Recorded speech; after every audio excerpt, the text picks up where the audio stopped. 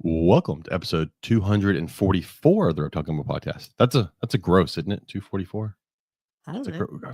Look, how do you not know? that's a perfect size. That is 3 inches. That spider is It's not. gonna be the best earring ever. For anybody that's watching the video, she's talking Ever. about a 3-inch wide Christmas tree ornament as earrings. That I'm gonna turn into an earring, and I'm gonna be the coolest teacher ever But I can make it with spider earrings. But I can make it smaller. Small is boring. Not. It's just, you're gonna be That's smacking what she stuff in said. the- Is that why you say James is boring all the time? Ha ha. Hey. Preston, that's what she said. Button. I don't actually remember which button that is. Let's just hit a random button. Nope, that Put wasn't it. That's That a kinda lightsaber. works.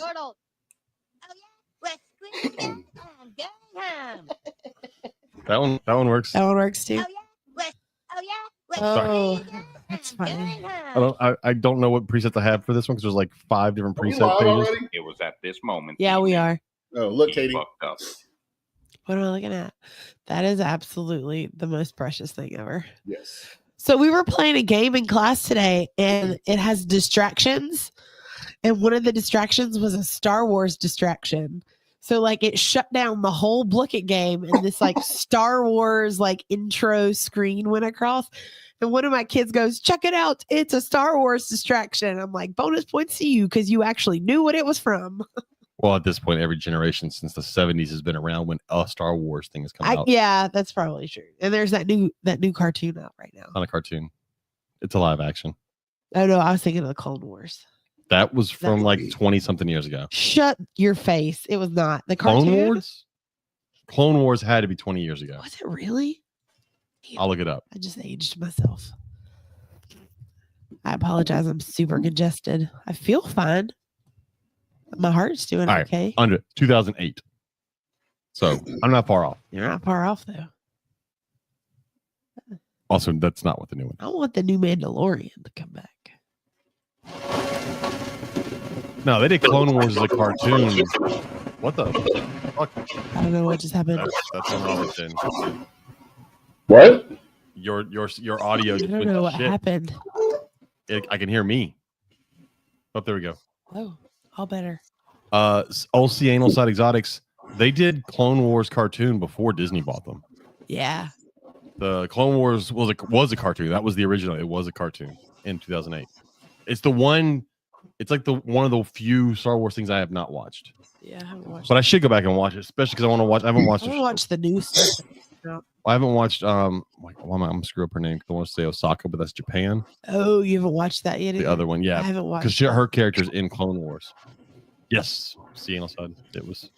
Oh, Timothy, I hope you feel better. Uh, I swabbed my nose. I know this. I'm glad to see Anal Side's back. I thought I had upset Canada last week when he disappeared, but he just disappeared because he has a wife and those people are annoying. You're welcome. Oh, hey, didn't see you there. Let's do our. Dab you with tinsel. Where's our guest? Well, I see him. He's right there. He's waiting for us to do our intro stuff, but someone decided to talk about. I don't know what Earrings. We were talking about cool earrings that you're making. Yeah, Gotcha. That's earrings. I am 3D printing some stuff for earrings right now. Text your kid, tell her to come make earrings. Anyways, go. Lil's Shop of Horrors operates a commercial feeder breeder facility based out of San Antonio, Texas, and they specialize in rats, mice, dubia roaches, Madagascar hissing cockroaches, and more. As feeder breeders, they focus on the nutritional needs of the animals that consume them. They provide feeders for everyone from first-time keepers with one snake to large-scale breeding operations with many animals, as well as supplying pet shops. No order too large or too small. I cannot breathe through my nose, and I cannot read this and breathe at the same time. This is very complicated. Breathing's overrated. If you're looking to place an order, feel free to contact them through any of their social media pages. This is so bad. At Lil's Shop of Horrors. Or email them through their All right, that's good. If you need Christ. rodents or feeders, reach out to Lil's Shop of Horrors before Katie dies over here. So bad. You good now? No. Talk to Lewis, get you some rodents, get you some feeder insects. He'll get you set up. Lewis, I'm so sorry. Also, Herps Reptile shows. The next Herps Reptile show, we're done for the year. There are no more this year. They're done. The next one is in the frozen north, also known as Oklahoma City, January 11th, January 12th. I'm not First one going of there. 30 next year. That's a lot. That is a lot. Say 30? 30. 30. Oof. I'm not It's only going to. 52 weeks in a year. Good Right. job. I'm not lo- sad that I'm not vending every weekend anymore, because that would be I'm not, a lot. I will not be doing all them. No. Longview, Texas, January 18th, January 19th. Conroe, Texas. I will be at Conroe. No one knows if Katie will ever be at Conroe again because she can never tell me until the day after it's happened. Conroe, Texas, January 25th, 26th. I think there's actually something else on the calendar. Fuck that off, we can- John. I'm going to be there. You know what, folks? If you come there, come see me. Katie won't be there because she doesn't like you guys. Not at all true. It's what it is. I Corpus think I'm Christi- going to come up that night because that's Debbie's last show ever. Is it really? Yeah. She's retiring. Good for her. But if she retire, then I can't ship she's animals retiring. ever again. She's done with all of it. Then I can't ship animals anymore. Yeah. Sorry, anybody out there that wants snakes from me. If Debbie's not working, I can't ship animals. So you have to come pick them up here. I don't know. I'll tell you. Damn, that sucks. I'm going to have to figure out what I'm going to do now. God damn it, Debbie. You know what? She can just work till she dies. It's fine. No. Anyways, Herps, Corpus Christi, Texas, February 1st, February 2nd. Then over to Baton Rouge, Louisiana, a month later, March 1st, March 2nd. Then Bryan, March 8th, March 9th. And then Rosenberg, which I apparently won't be at our own home show because I've got to go to a You're wedding at a wedding. for a couple that's already married, You're fine. who already has 2.5 kids, Sure. right? Is it Seth's wedding? Yeah. Yes. I could go, James. You can stay here and do the show. How about it? Robert's going to go. I have a problem with her brother-in-law that she likes not actually being They're there. already married. So, for this. He already gave it to her multiple times. That's why they got the multiple kids. And they're just so stinking cute. They exist already. He Why do we made- have to go to? He made cute. They made babies. their own ring bearer. They did. That's ridiculous. Ridiculous. Anyways, they're not going to be at Rosenberg, but that's March 15th, March 16th, and then Slidell, Louisiana, April 5th, April 6th. So that's her. If you need LED UVB light bulbs, check out VivTech products. Use code Gumbo22, save 15% on your UVB bulbs. I have not replaced a UVB bulb yet that we bought from them. Me either. Which sucks because I really want the dimmable ones, but I was a good customer and bought them I when they told first you. came out with bulbs. You can buy another animal that needs UV and then just get the dimmable. But the UV animals tend to eat more often That is true. than my non-UVB animals. Oh, look, do we want to bring our guest in and then we talk about sad news, or do we want sad news first? I don't think our guest wants sad news. Oh. You want to tell sad news? My crested gecko in my classroom passed away. That is sad, but they're stupid fucking animals. So my kids, this is not really Facebook knowledge. Well, good thing we're not on Facebook. We'll get Connor on Facebook. Yeah, it doesn't matter. Go for it. Well, Thursday I went to school and then had to leave school, and then I was out on Friday. We're just gonna leave it at that. Yeah, that's where I would leave it on. And And Lizard died. the lizard died. The kids all swear he was fine on Thursday, Until one of them Probably killed him. was. That's and then Friday he was fine that morning. You know what he probably did? He probably jumped into the glass and broke his neck. Here's the Because thing, they're though. fucking stupid So lizards. one of my boys came up to me afterwards. He goes, "Miss Lewis, he was hanging on the wall and then he just fell. Yeah. And his eyeball popped out." And I was like, what the hell? "Oh." So when I saw him, when I went up Usually to it's get the him, tail. his eyeball He fucked up. He dropped out. the wrong end of the body. He dropped the eyeball So instead I of the tail. told the kids, well, when animals Dumbass die, lizards. sometimes things bloat, and maybe his eyeball popped. Not out. immediately. That's not how death works. It was so bad. It's fine. They're dumb animals. And anybody out there that loves crested geckos, you can love dumb animals. It's fine. But my sweets, because this really is one of the most tenderhearted children in my class. He was like, "I just saw him fall. Yeah, but and that would be he normal. wasn't moving," and I was like, "Fuck, you could have." So they got a good life watched him lesson die. out of it. That's what I'm Yeah. Oh hearing. yeah, we talked about how sometimes animals are perfectly healthy and they just die and we don't know why. Well, And we didn't do think anything they're perfectly wrong. healthy. Cocaine overdose. It's You fentanyl know. these days. Yeah. It's fentanyl laced calcium dust. And we did talk about how, we assumed he was healthy because he was doing everything normal, but we don't really know what was going on inside his little body. But what's normal for a stupid crested gecko? And I was like, jumping I said, randomly and- off a wall and I hitting the said, ground. and we had him for so long and he still had his tail. That is something to be so proud of. So, because he never lost his tail, even as loud as my classroom gets. So, No, he just apparently lost an eyeball. yeah, that was kind of scary. Did you looking. see him dead? Yes. His eyeball sticking out? He was covered in fire ants because they came into my classroom and infested his cage. So luckily they didn't see that part because that was over the weekend. Mm. And then I checked every other cage in my classroom again, and I have no ants. I have no ants coming in anywhere. It looks like they're coming in through the window on a second story window. That's the only way. You need to put some bait traps in there. Oh, I did. I treated it, and I'm sure that I'll get in trouble for Yeah, but it you when put they little, find little out. bait traps, they take back to the ant bed and kill the ants Well, because fire ants suck. All right. it was crazy. Robert and I did a show this weekend, and it was a non-reptile show. We did You did technically too. Well, No, we we got didn't. fucked. I signed up for one show, and I had a feeling when I signed up for it that it was going to be a scam, and it was. There was no show there, but it's fine. They made us pay through PayPal, so I got my money back, so we're good. We did. We already got our money back. And then someone was nice enough to let us go ahead and hop into another show at the same time, and we went and sold 3D printed stuff, and it was amazing. We actually made a profit, and there were 0 customers. That was so crazy. Yeah, I did really well. We sold to just vendors the entire day. Hey, whatever it takes. I told Robert my favorite. So that what happens at reptile shows. I love vendors that are brand new first time vendors that make like 1 or 2 sales and they think they have tons of money now. Yeah. Because then they're not thinking straight and they go and they just buy tons of shit. And I can normally sell to those kinds of vendors. So they made 1 sale. They sold 1 normal ball python for $20. So now in their mind, they can go spend $400 on something else. I love those vendors. And that's, I think, the same thing that happens at these little. So what shows. kind of stuff was there? Because it wasn't a reptile show. So nothing even worth, like nothing James and I were even interested in looking at. I never left for those cookies. Except for the cookies. You did good cookies. It was weird. It was a good cookie, but my brain could not decide if I was eating a snickerdoodle or pecan pie. And it was very confused by what was happening because it was a snickerdoodle cookie with pecan pie filling on the inside of the cookie.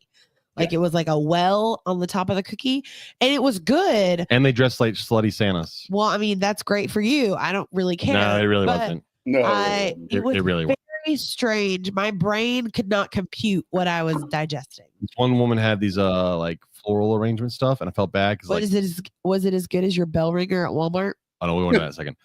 But I felt bad for the floral chick because like 10 minutes into us being there, the wind blew, and all of a sudden you hear psh, and a whole vase just broke. I'm like, oh, she already lost money. We haven't even started. Yeah. The woman next to us was selling some expensive ass candles. The woman to the right of us was selling like shirts. I don't know. I say selling. I don't know who actually sold stuff besides us. And the people that had food. Cookies. The cookies sold. Cookies always. But I mean, it was great. We sold stuff. It was good. We got a better show this weekend. The lady who ran it was very attentive. She's awesome. She asked us every 30 minutes, "You guys okay? Need a water? Need anything?" Yeah. Awesome. I won't go back because there's no customers, but it's true. We've already sold to all the customers that are there, the vendors. It's interesting doing shows after doing tons of reptile shows, having experience doing reptile shows. So like we have experience vending and setting up and stuff. And it's interesting seeing people that do some of this stuff as just as a hobby and have no idea. Because you see this kind of the same stuff as like people like breed snakes as a hobby and try to sell stuff. Like Robert, you weren't at the show where the people tried to use, well, they didn't try. They used cupcake boxes for their ball pythons. And surprisingly enough, the next day they broke out of them and they were loose in the venue. I don't mean like really nice fancy. I mean like cardboard. They come in flat. You fold them together. They have a little cream, like the clear plastic or like cellophane top. So it's like a cardboard box, a little cellophane window, with their ball pythons in it because I thought it was cute. Yeah, it's not being cute, people. That's extra special. I saw it. And I was like, man, they're gonna bust out of this. Next morning, we come in. Yeah, they're already missing.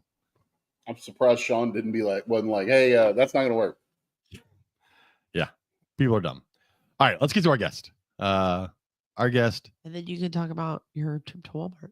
Oh, that's true. We'll wait till I'll tell. It was a very interesting trip to Walmart. So our guest tonight is Jeremy Turgeon from Brass Band Reptiles and Reptile Talk podcast. Brass band? Brass man. Oh, cool. Because he's not a cool brass instrument player. He plays the trumpet. I was going to say he's a trumpet player, isn't he? That's okay. 100%. Ask him what instrument his child plays. Is it saxophone? No, gross. She's dating a saxophone player though. Oh, terrible. She's in 8th grade. She's in 8th grade. They're not really dating. It doesn't matter. They're not. It's okay. I'll still kill an 8th grader. I don't care. Have feelings for each other. Is it the one from the zoo? She's a tuba. Yeah, the one from the zoo. Oh. She's a tuba player. No, here it is, Jeremy. So we started band 3 years ago with her, and Yep. she was a trombone player like me. And then Okay. her band director poisoned her brain and told her she needed tuba players, and she became a tuba player. But she's the only girl that plays tuba, which is totally badass, and she is good at it. That is badass. I So- will agree. We spent this past Saturday at Yeah. was it Saturday or Sunday? It was Saturday. At in all Kiva. tuba Christmas event. They had to go in the morning, practice like 30 songs, and then they went and played tons of Christmas songs, and it was And nothing but tubas. these are the tubas and euphoniums. From and it was- like 80-something-year-old men down to 7th graders. yeah. Oh wow. Okay, that's actually kind of cool. There were like 70 actually kinda people cool. on instruments, and they played for an hour and 15 minutes. That's It was outstanding. that's impressive. I'm kind of sorry. That's impressive. Kind of sorry that I missed that now. I can send you all the audio clips because I recorded everything so she could listen to it. It was pretty cool. I dig it. I saw tubas that I've never seen a what they call it, a trap. Was it a trap? No, It was a travel tuba that was like maybe it was like a 12 inches the tall. size of a baritone, but it had tons of tubing. It was so crazy looking. Really It interesting. was so tiny. Never seen it. It had four. It had four buttons Four on it, valves. four valves on it. But it wasn't like the like trumpet valves, like our baritone valves. It was the flat ones. That, the rotor keys. Yeah. Yeah. and That's cool. I'd never seen one before. Yeah. It was very interesting. Bro, I She dig had it. fun. She got all the swag. She got a cool scarf and a hat that says Tuba Christmas. Darren, it's not true. Saxophone players don't always get the girls. They don't. They just don't. Look at Kenny G. Well, let me just say that her saxophone player was first chair in the district honor band. Kenny G may get a lot of people laid, but he's not getting like. I I'm don't care what getting you the say. worst side eye ever from the door. Bring me what I asked you to bring me. I will say, so I play in a corporate band basically every weekend doing weddings, other corporate events, whatever. And our sax player, who is happily married, is very, very good at getting the women's attention He for doing schmoozes absolutely well. nothing, for He doing absolutely schmoozes nothing, well. but pressing a lot of buttons. Yeah. No, they're fine until they have to talk to a girl. Then it's completely different. It's not the same thing. Adorable. Also, if it rains, they're completely useless. Also fair. Also, Anybody fair. with a When your pads woodwind, get you are a messed up- useless instrument. Yeah, your pads get messed up, you're screwed.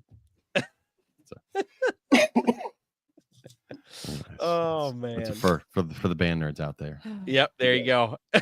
Look, Band You guys is life. completely lost me. I played the trumpet for 1 year in 6th grade. That's it. You're automatically cooler than everybody else in the world, so it's Yeah. fine. but it's a trumpet, so you're automatically egotistical asshole. Yes. Well, he only played for a Yeah. year though. The only people in the band worse That's than where you. it came from. Shit. Let's see if Jeremy get this. Who are the only people that are worse than the trumpet players, Jeremy? The drummers. The drummer. Yep. Yes. It's definitely the drummers. Snare drummers. Drummers are by far worse. I don't mind bass drummers. They're not assholes. And I don't mind people that play in the pit because they're just nerds. That's, but yeah, that's fair. snare drummers are assholes. I remember in Darren Watson, stop it. Darren played sax and drums. Oh, you And suck, drums. Darren. You and your 2 snakes that you own. You can go sit there and be lonely by yourself.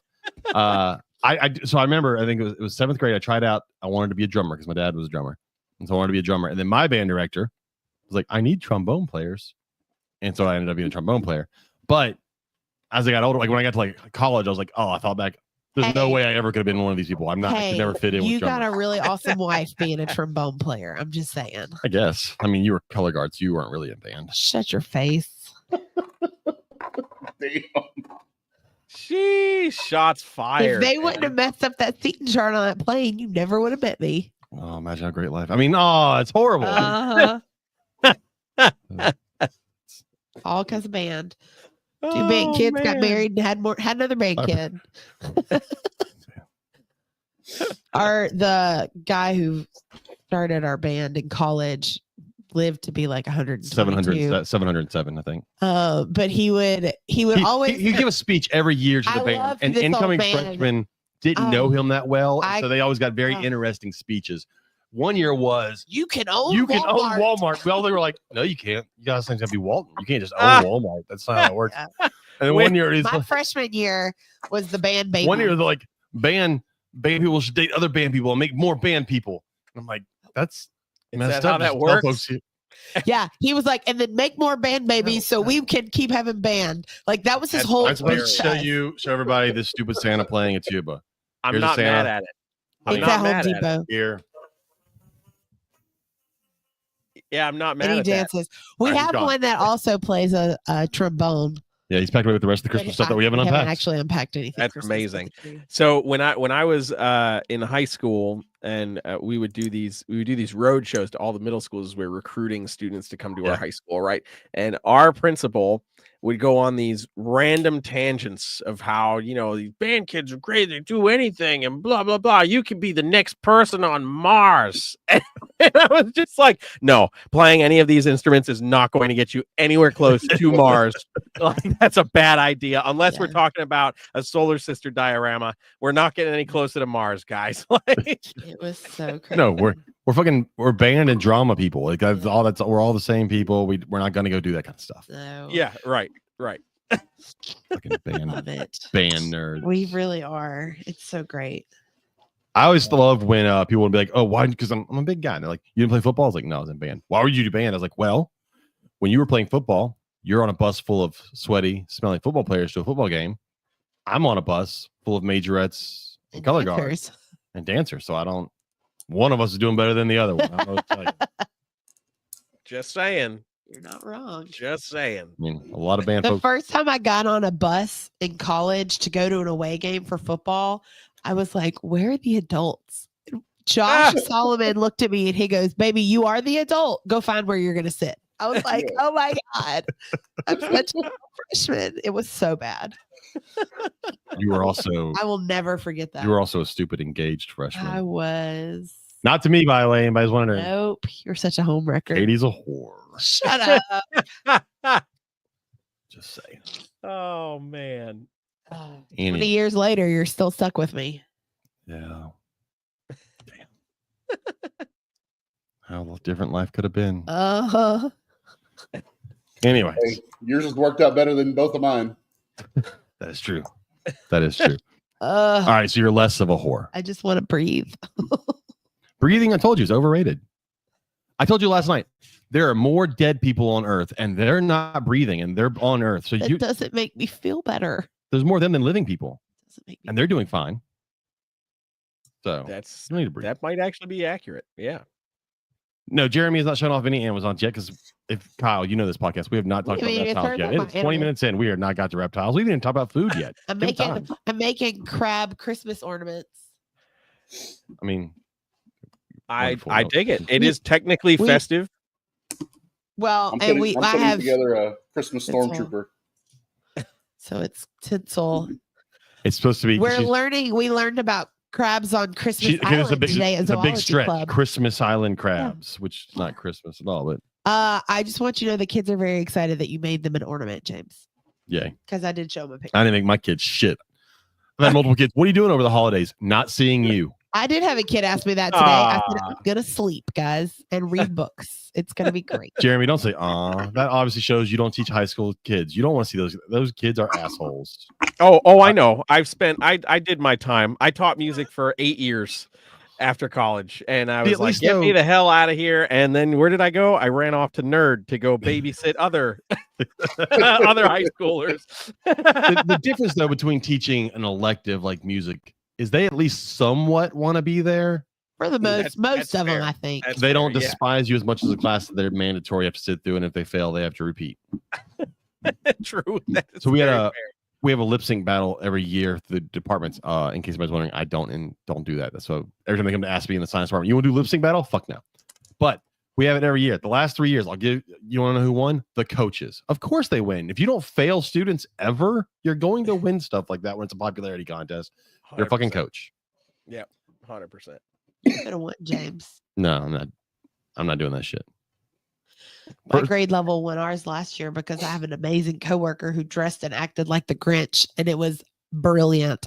And we were so excited when they decided we weren't doing it this year because we didn't know how we were. The difference is 4th and 5th graders find that stuff funny and they find it really cool, whereas high schoolers would talk shit to me afterwards, and I'd lose my job because I would say things to them that I'm not allowed to say. Oh yeah, it was great because you couldn't tell it was him. Like everybody knew it was him because he was the only one not out there. But because of the mask, like it was a full blown costume. And he was like, "I don't know what you're talking about. I wasn't the Grinch. The Grinch just showed up and then left." That doesn't work in high school. Not the same way. It works for 10-year-olds. Those kids suck. They still believe in the magic of Christmas. Those kids think they're adults and they're not. And even the adults that are their adults are not adults. It's all bad. Yep, I would have to agree. Dumb people. Anyways, so I guess we'll talk about some reptiles. We'll get to reptiles. Calm down, Kyle. We're going to talk about tree boas. My kids have already asked me what I'm going to buy to replace Charlie. And I'm like, I don't think I'm buying anything. You want an Amazon tree boa? That's a great classroom pet. Kids can handle it. Wonderful classroom pet. Yeah. They did ask me to bring another snake. They could boop it on the snoot. They could give it kisses. Yeah. It's for the bad kids. Like you would now have to take care of the tree boa. That's your punishment. Reach in there and get its water bowl. Yeah. Go. I'm just saying, it's a good idea. Jeremy, Darren wants to know where you're originally from. Originally from Massachusetts. Massachusetts. Yep. We're all massholes. Timothy, thanks for putting a tag in the Discord because I completely forget to mention that we have this every week in the Discord. So, anyway, listening, go join our Discord. There's always conversations. I think there's been like a whole chat in there, and I haven't actually looked at it today because I was like working. Look at you being responsible. No, I wasn't happy about it at all, not one bit. I didn't do anything today. Great. But there was let's see, Kristen was in there talking. There's a lot, man. There's a whole conversation. Yeah, I missed all that. So go join it though. You can join there. You can talk to all of them. You probably won't talk to me or Robert because you just want to. I gotta go see what my dog is barking about in this tiny apartment. Let's say, what could he be barking at? Probably a darkling shadow. I keep getting out of my tortoise table. His tail. He's barking at his tail. It's a shadow. Anyways, all right, Jeremy. For people that don't know, what do you keep? What's your collection like? Man, there's a lot of stuff. In the room I'm in right now, we've got all of my geckos, so leopard geckos, some crested geckos, gargoyle geckos, chihuahuas, all that fun stuff. The big rooms, I've got obviously Amazon tree boas, Borneo short-tailed pythons, jungle carpets, some carpet integrades, Brettles pythons, ball pythons, corn snakes, cow kings, Mexican black kings, San Luis Potosi kings, Cape Baja gophers, Mexican pine snakes, corn snakes. I know I'm gonna forget something. That's some cool stuff. I do like how you said ball pythons and then just kept going. You're like ball pythons, and then you gave a list of other stuff. Like, let me just get past that one. Real quick. Yeah, let me get past that one. Yeah. And I think that might be about it. It's somewhere between 13 and 16 species of animals here. I haven't actually counted the species of animals I have. It may actually be more than that. Yeah, I probably need to whittle that down some. I don't need to have as many as I have. All right, did you unmute me? Because I need everybody to take this moment to acknowledge that James just said he can dwindle down his collection. No, I said I probably should. I didn't say I was going to. Those are two different things. Can confirm those are two different things. Yes, I have no idea I'm horrible excited. at like raising up snakes and breeding them and then getting my own stuff and then raising that because I don't actually ever get rid of anything. So then I just end up with adults that I don't need and the new stuff I do need. What? I had to read Kyle's comment like 3 times because I was confused at what he was saying. So apparently, since John retired, Jeremy has one of the most gorgeous families of Amazon tree boas in the States. But all I could see because of the camera was one of the most gorgeous families. And I'm like, what Kyle, what a creeper. Here? I'm like, I'm super confused at what is happening right now. What a creeper. Anyways, I was like, I didn't realize when you retired, you're no longer pretty. Okay. Yeah. Right. Well, thank you for the ATB related comment. And I'll provide some thanks for the the comment of camera shame here. So there's a lot of stuff in your collection. Obviously, Amazon tree boas are big. Who was it else? Was it Kristen? Somebody else in our chat was like 2 weeks ago after I had talked to you and then we're going to do this. It was like someone was asking about Amazon tree boas. I was like, well, just wait a couple weeks and then we're going to talk Amazon tree boas. Hell yeah. Why Amazon tree boas? Is it because emeralds are too expensive? No, man. It's so I kept Amazons for the first time when I was maybe like 15 years old. Had no idea what I was doing. I was just like, these things look cool, and then realized they bite a lot, and I was like, this is horrible. But but they were a species. So back then, I was like, I want to breed everything that I can, and the Amazons were like the one thing that I could not nail down for one reason or another. So they just kind of got weeded out of my collection as I was growing in other spaces. And maybe like 5 years ago, actually, no, more than that. It's like 6 or 7 years ago.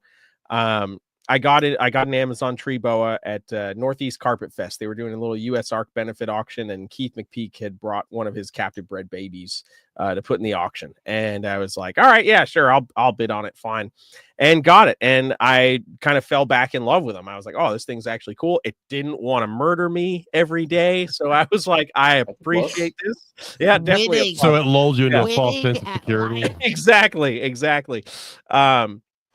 But I started to just look more into them, and I was like, as keeping has evolved, like there's been a few more people that have kind of dabbled with them and making some interesting things. And I was like, you know what? I want to kind of dabble with this a little bit more. And then that's exactly when, the bug came back, and I was like, I need that one and that one and that one and that one and that one. And because most of them are still imports in the country, they're fairly inexpensive, even the nicer ones. So I was like, yeah, I'll take that one. And sure, I'll take 3 of those. And why not? We'll get a few more of these. And that's when I really got like locked into them. And I was like, okay, there's a lot of stuff that we don't understand about them genetically, behavior wise. And when I started to work more with some captive bred animals, I was like, oh, okay, these aren't all assholes. You can definitely get a little bit more attractability out of them if you start paying attention to them a little bit more. And the captive bred animals are very willing to give you a little bit of grace, as opposed to some of those imports that are just like, no, you have a heat signature, you have to die. Like, so so they've slowly been taking over my collection. I probably have like 50 individuals right now.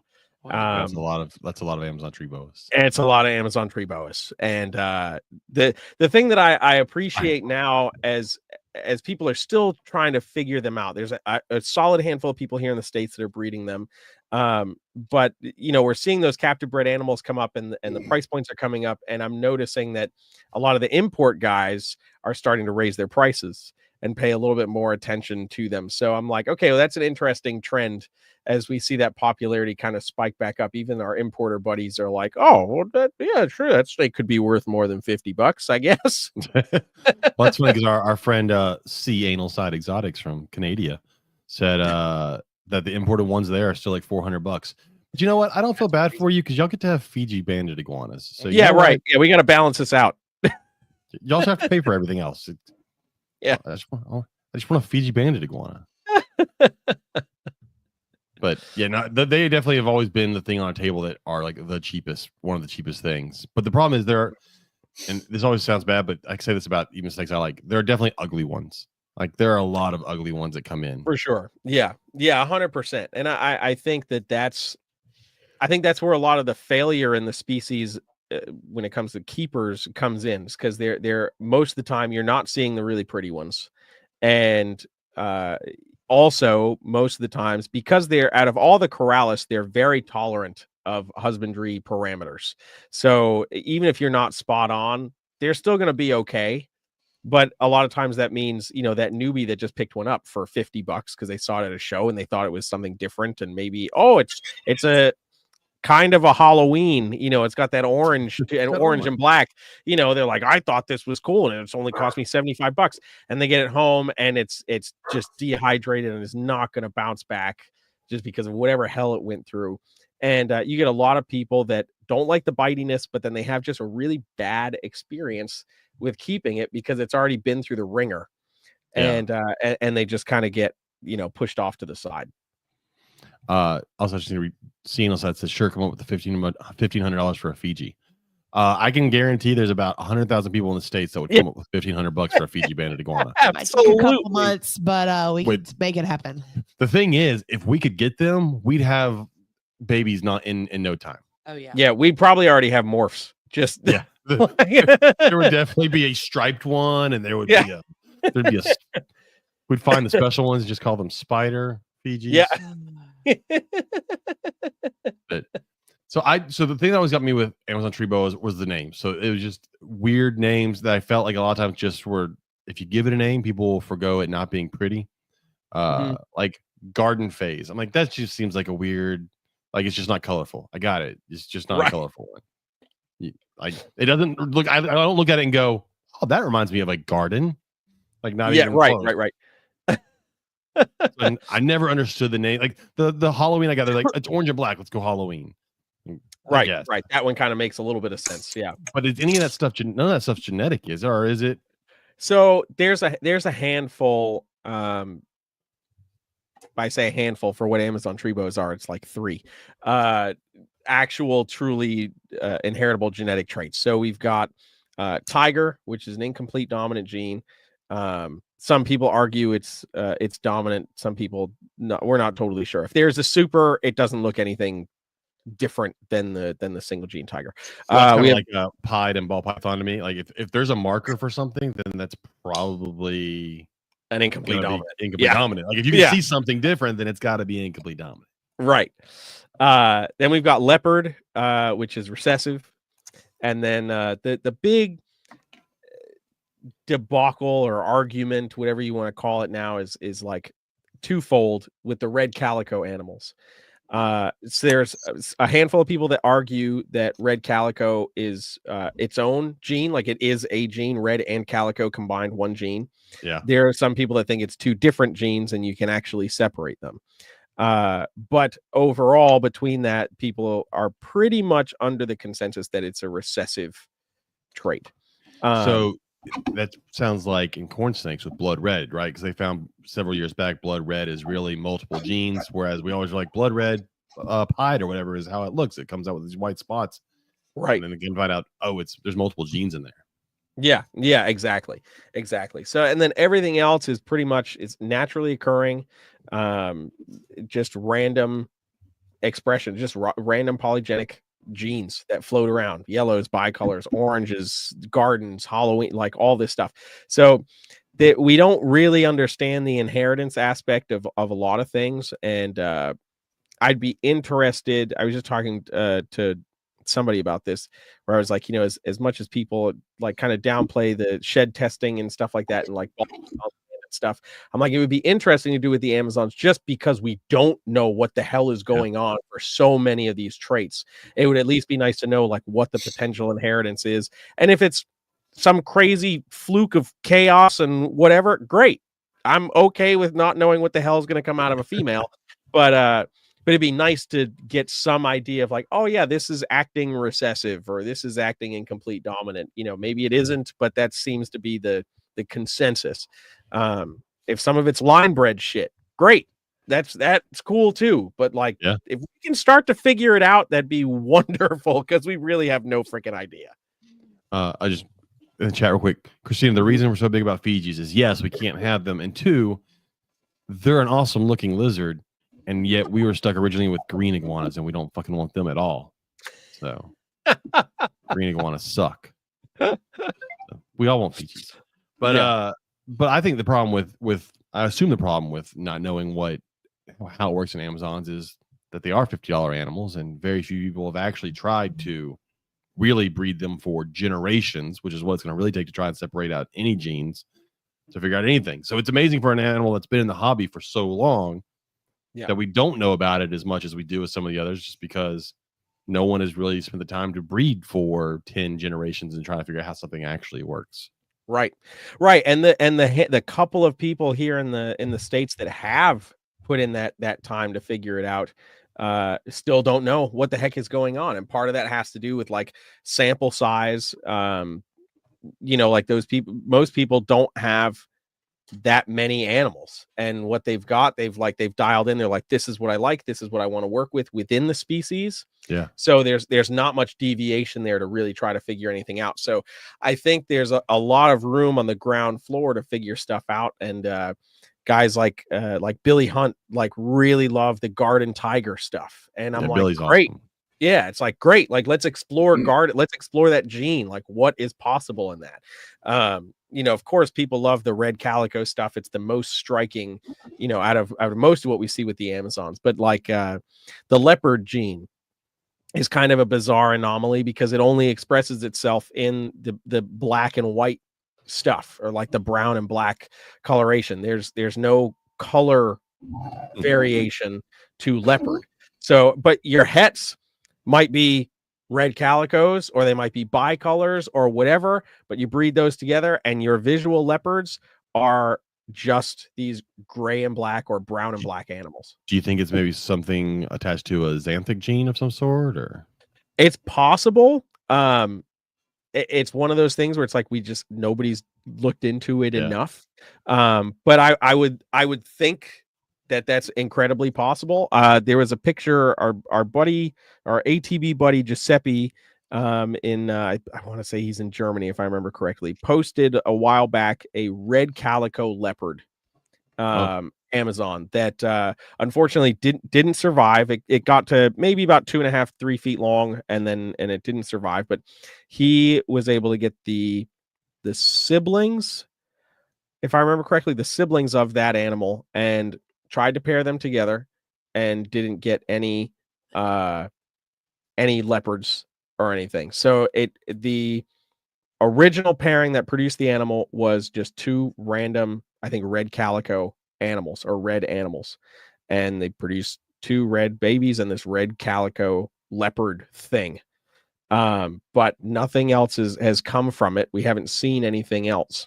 So we don't know if it was a fluke or what. I think who was it up in Canada? Cody Joe, I think, produced like what we thought were like almost like bicolor leopards that kind of popped up kind of sporadically.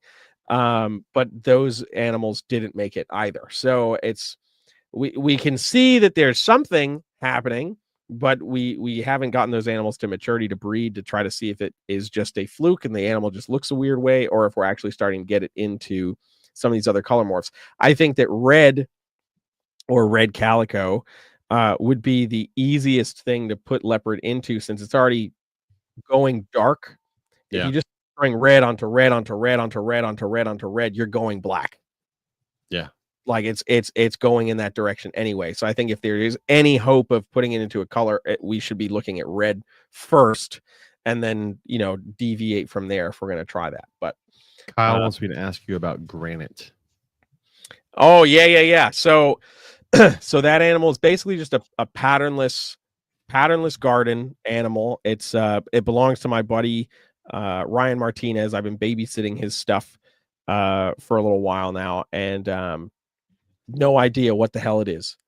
It's just a solid silver animal. It's got this weird black patterned head, and it's a really cool animal. It's a male that's just on the cusp of being able to breed. So I might be able to pair it this spring. If I can, that'd be great, because I have a couple females that I think would go really well to it. But yeah, it's a very bizarre animal. It's a fluke. It was originally an import. And yeah, it's just wild. So I don't know anything other than it looks really cool.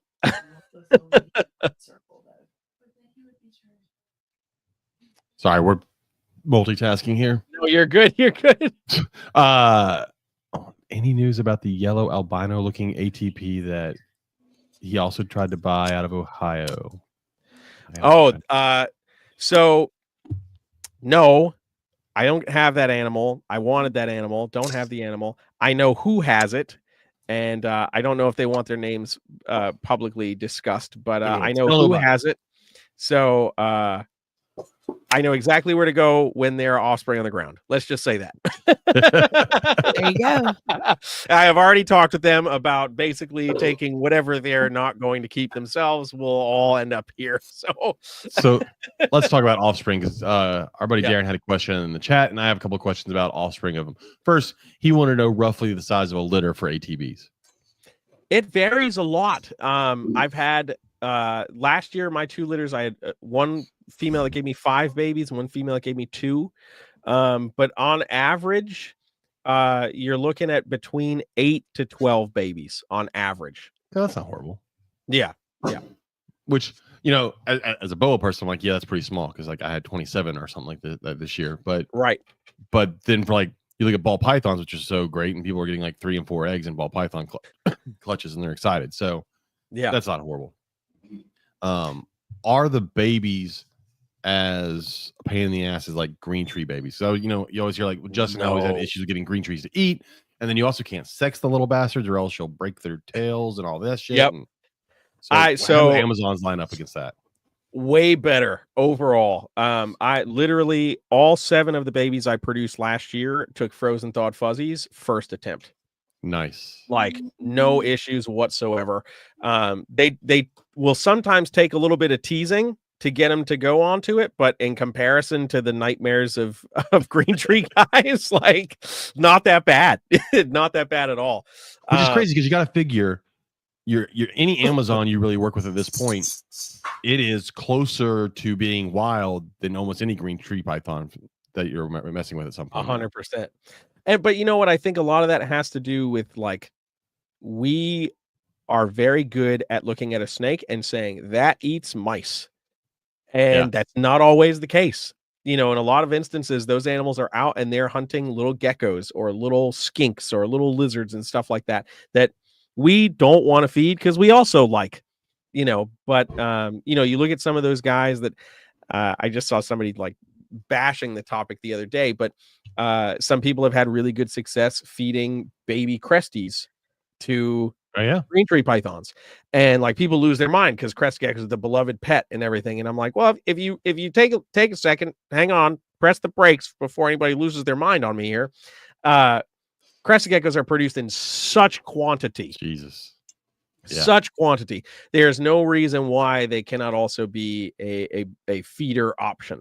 Of course, there's things like house geckos and anoles and all that stuff. But no one wants to keep those things, so they're not breeding those things. Right. Which also means if you're going to feed those things, chances are they're imported, which means you have a larger potential for health issues as you're transferring all that nasty gut flora and fauna into your animal, so you just don't know. Versus a crested gecko that's now probably 20, 30 generations captive bred. It's about as clean as you can get for a reptile feeder, and they're incredibly readily available. I mean, hell, you can go set up an 18 by 18 by 24 and put a trio in there and produce your own feeders for just the simple cost of a bottle of Rapashi, like. Well, as a buddy of ours has got a whole bunch of baby. I should have a feeling now. It's either Solomon on ground or tree boas. Horrible. Sorry, man. I don't remember. But he got a bunch of them this year. Yeah. And that was an issue getting them to eat. And so he got someone to send him cresties. And he's been using cresties off and on to try and get those babies to eat. Because again, like you said, a lot of the shit that we like, they're not rodent eaters. Not by nature.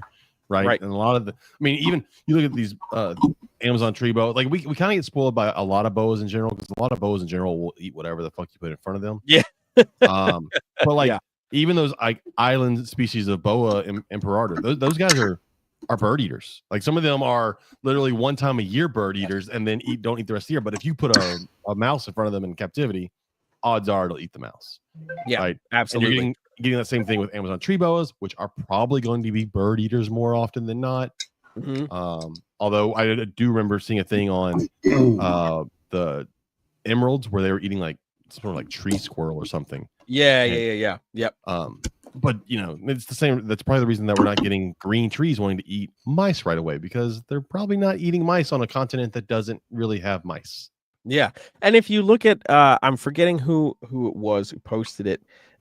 They were like out herping and they were finding wild green trees, and they're finding babies that are, closer to the ground, and they're in ambush mode on the edge of a shrub. And I'm like, a baby mouse is not going to roll out of a nest under a bush.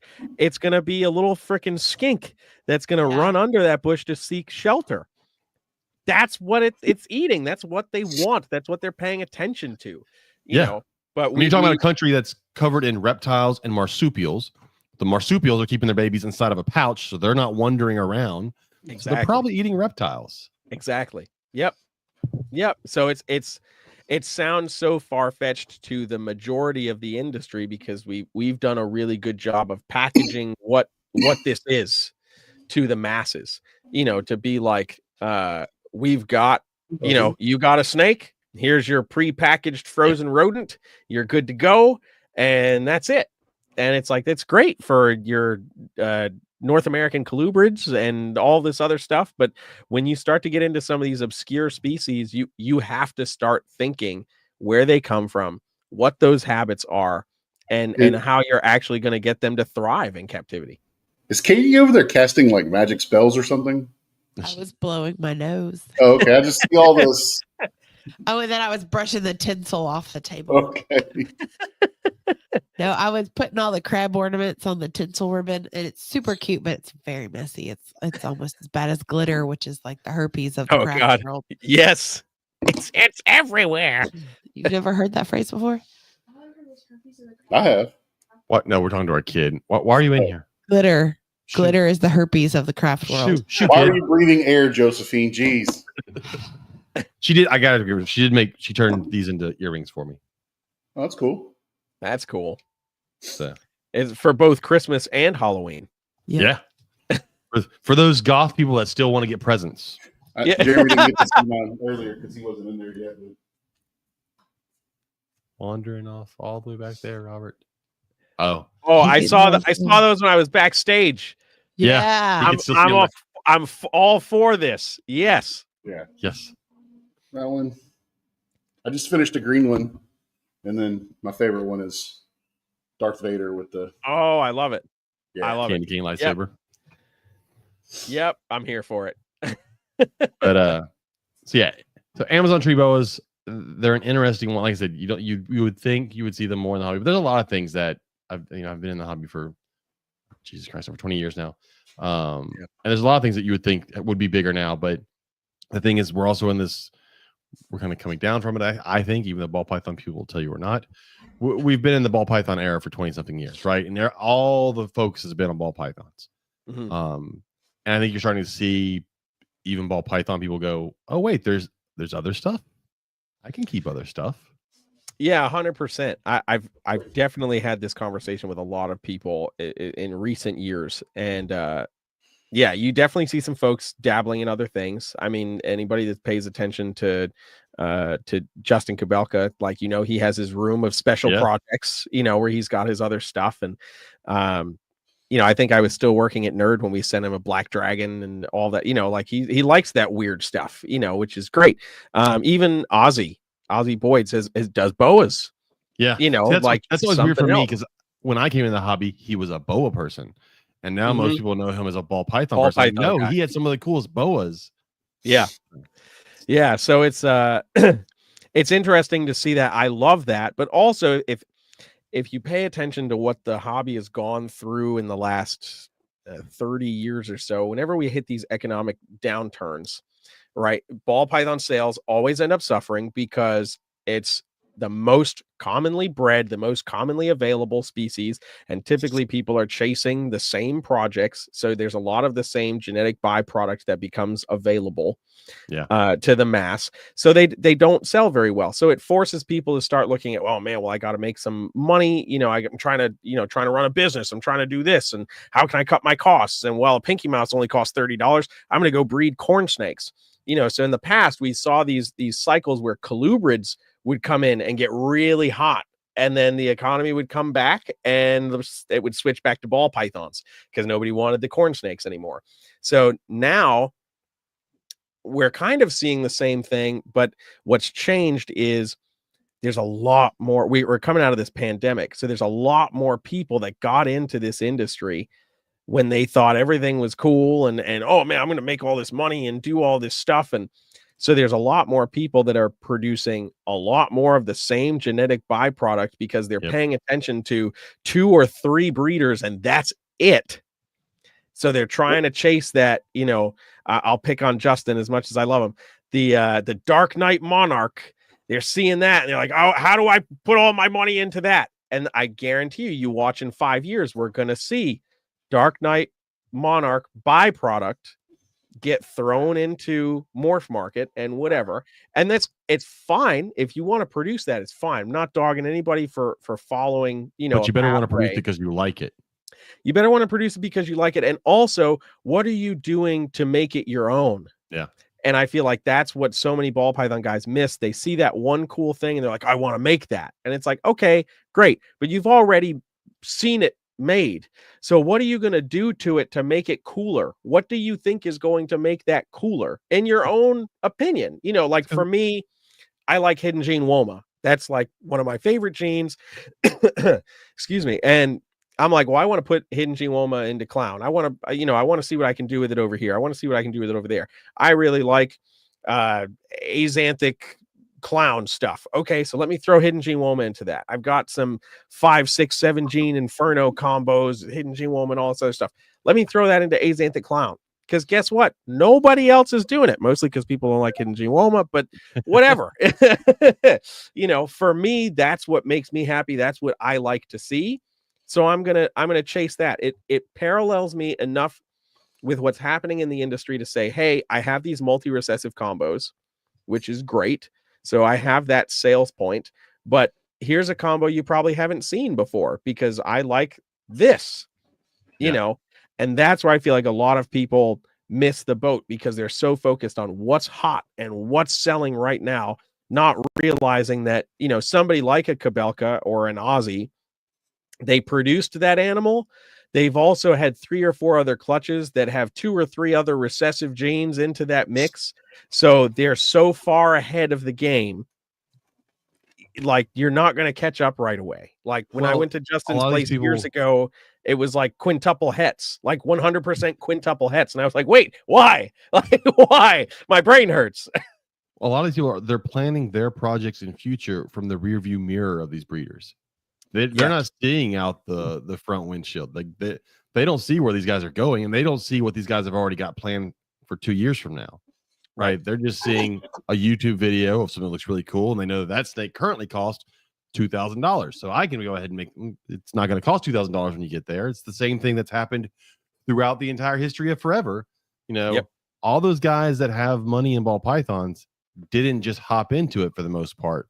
They bought into stuff early when it was expensive, knowing they were going to lose some, and then had plans for it. They didn't buy pieds and go like the plan is not I'm just going to breed pieds, just pieds. Right. I got pieds and I've got these 3 things over here that I can put that pied to. So when you're breeding pieds because you want them and I have them in 3 years, I'm already breeding something over here.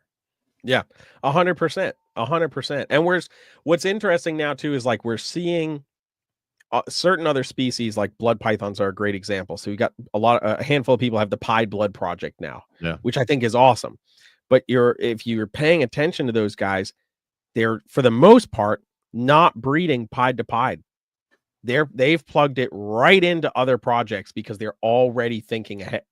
And I mean, like that's kind of a species you almost have to because it's not going to be ready to breed in 18 months. It needs a little bit more time, But like they're already thinking ahead, and it's like, well, they've probably been paying attention to the ball python guys and realized like that model doesn't work. So we've got to make sure we're secure for the next decade at least. Well, and the problem, so bloods are probably a good example, and we always talk about retics on here. The problem is there are certain species that just aren't good for the masses either. And look, I think bloods are cool snakes, but they're probably not a great snake for the masses. I mean, just the amount they piss alone when they go to the bathroom is insane. But they're a big snake. Like if someone's like, I've got a ball python, I can do a blood python. They're not the same fucking snake. Not at all. Close. And we talk about this all the time with retics. There's so many retics produced every year. Yeah. But where are the adults? Where are the 12 and 13 foot adults that should be out there everywhere? We talk about that all the time. Right. And they've got that figured out, and they've got the morph game in retics now is ridiculous, but it's not a snake for everybody, even though if you go to a reptile show, they'll try and sell it to anybody. Yep. And so that's also, it just, I don't know. I love the hobby. I don't always love people in the hobby because of the way they go at the hobby. And I'm not one of those like everyone should do it the way I do it because that's not how it is. Right. But people have got to start using some common sense in the way we do stuff. And it's 100%. and they don't, you know. and you know, you watch people that get into it with ball pythons, and like you said, you can get a ball python. You shouldn't, but you can get a ball python to breed in 18 months. Right. And start and go, look at my clutch of 2 eggs. But they get into that and they go buy a boa. They're like, oh, I want to do boas. That shit doesn't work. Your female won't do that in 18 months. You can feed the shit out of her if you want to. Yeah. She's not breeding in 18 months. No. Right. And they get fed up with that, and they either cast it away or they take horrible care of those animals, trying to get them to the way that we've done ball pythons, which, I mean, that's a whole nother story about how horrible care that is on those too. So, yeah, you know, yeah, no, 100%. And I think those are the elements that are incredibly frustrating now. And I think people are starting to kind of recognize it and like, I'd be like, okay, you know, I want to work with this because I like it. And, you know, like I've got this idea of what this should be. You go into another species, and because we have done such a great job of highlighting those species that do work well in the industry, ball pythons just work. Like there's a reason why they've been on top for so long. It's an easy animal. It's an easy animal. It's small in size. Right. Obviously, it's an easy animal now in 2024. It was not an easy animal in 2000. Right. It was right. A different Exactly. animal then. Exactly. So, and think about, you know, in that period of time, how far we've come husbandry wise. Yeah. There's so many things that we have access to now that we didn't 25 years ago. Because of ball pythons too. Exactly. So, you know, when you look at that, we're like, okay, yeah, well, we can package this up and make it look nice and easy and whatever. And then there you go. You're on your way. We really haven't done that in the same way with other species. You know, like, I mean, there's no reason I'll go to corn snakes. There's no reason why we can't be pushing corn snakes as much as we push ball pythons. There's just as many crazy colors. They're just as easy to care for. Yeah. You know, and like one of my biggest things, like coming from the Northeast, one of the biggest sales tactics for me was talking about, hey, you know, these animals they're native. They're from the US. You can find them as far north as Jersey, which means, guess what? If your house happens to lose power during a snowstorm, you can't own them there. Right. But, you know, if your house happens to lose power in a snowstorm, that corn snake's going to fare a lot better than your ball python if you lose power for 3, 4, 5 days, which is not unheard of in the Northeast. So it's like, hey, this is a great idea. This is a great animal. And it's also an animal that's not going to get huge. If you get bit by it, it's significantly less freaky than even a ball python. If you want to say, you know, like you get nailed by a 4.5 foot female ball python, it might suck, especially if she's got some weight behind her, you know, but this little corn snake that can barely take down its adult, you know, jumbo mouse, like you're going to be fine. You know, like it's really going to be okay. But there's no reason why we can't package corn snakes in the same way. We'll see. That goes back to my issues with the hobby. There's a couple of issues with that. One, and you know this from your background with nerd and social media and all that stuff, social media drives everything. The reason everybody wants to be the next giant Justin Kabilka is because of his social media and then watching whatever all these other guys do. No one's out there doing that with corn snakes, you know. Right. We think corn snakes, we think people from the 90s and 80s. We don't think anybody currently breeding corn. Like, I think Kathy Love, but other than being a reptile person, you don't know who Kathy Love is, right? It's not. So, and that's one problem. And the other is there's no one telling people they're cool, right? The bulk of the people in the hobby have to be told something's cool. And if they're told it's cool, that they want it, right? They're told right now ball pythons are cool by enough people. And so they jump into it. And we talk about this a lot. My problem with that is a lot of folks get into reptiles not knowing what their favorite reptile is, and they end up getting out of reptiles before ever finding out what their favorite reptile is. Yes. Right. They go to a reptile show. They're told you want a ball python. They buy a ball python, and then it dies, or they get bored or whatever, and it's gone. But they never made it around to see, and I'm a Samboa person, Samboas or Amazon tree boas, which may not be the best first snake, but still, or anything. Right. They don't see these other things that would have been really cool, and they would have loved it way more. They got burnt out on either they bought a crested gecko or they bought a ball python, and that just wasn't for them. Yeah, absolutely. And I agree. Corn snakes, I think, are great. Now, the other problem with corn snakes is, and I've always said this, is they're really great at a year old. They kind of suck from baby to year old because they eat small stuff and they get out of stuff very easy. But after a year old, they are amazing. Yeah, no, I agree. And that's like, I'm so thankful now that companies like Zilla and Exoterra and stuff, they've made those enclosures that had those sliding lids that could lock into Yes. place. Because other than that, when you've got those, you've got the screen lid with the little And- tank clips, and that baby corn encyclopedias. snake, yeah, and encyclopedias on top, or a cinder block from out back. Yeah. Like that snake's still finding a freaking way to get out. Yeah. And you're like, how the hell did this happen? Exactly. But yeah, I agree 100%. Like we've really packaged a couple of species in the right way, to kind of, show it to people and to get people involved, but we haven't done that with all of the species that it's possible with. Yeah. And and given people, just as you're saying, like that exposure to another species of reptile. And like, so for me, 2025 is going to be my last season breeding ball pythons in any sort of larger number. Congratulations. I'm glad to see you're cured. Thank you. Yeah, thank you. When I first moved to North Carolina, I had about 200 animals, 200 ball pythons in particular. Yikes. And I had all this and that because I like this and I like that and blah blah blah. And I was getting to a point where I was like, man, the cost for what this is in comparison to some of the other species I work with just doesn't make sense. Let me slim this down a little bit. So I got, went from 200 to maybe like 85, 90, somewhere around there. So cut it a little more than in half. And I was like, okay, this is cool. Bred some stuff, was happy with what was going on. And then we started to see the decline in the market a little bit. And I was like, okay, I got to reduce a little bit more and get really nitpicky and zero in on what exactly I want. And during this time, I'm also, building Amazons and exploring Amazons more and talking to more Amazon people and being like, these are really, really cool, and I got to a point where I was like, looking at this season, I got down to about 40 adult animals and for ball pythons. And I was like, it's one ARS 5540 rack that's manageable. We can still make some cool things. But I was like, you know what? I have a buddy of mine in New Hampshire and a buddy of mine in New Jersey that, their thing is ball pythons. That's what they really like. That's what they breed. And that's their thing. And they don't always like dealing with the public. So they'll send stuff down to me to be like, hey, take this to some shows, whatever. And these are people that I've been to their collections. I've been to their homes. I know how they keep their animals. Like, I'm not going to sell something that came from some schmuck's house, whatever. Like, I want to see if I'm going to put my name on it, like I want to make sure that it's coming from a quality source, and these two guys are that. So I'm like, I think I can take maybe my 12 highest end ball pythons and send them to those guys as on breeder loan and say, hey, these clutches, like we split it down the middle or what, whatever we end up working out.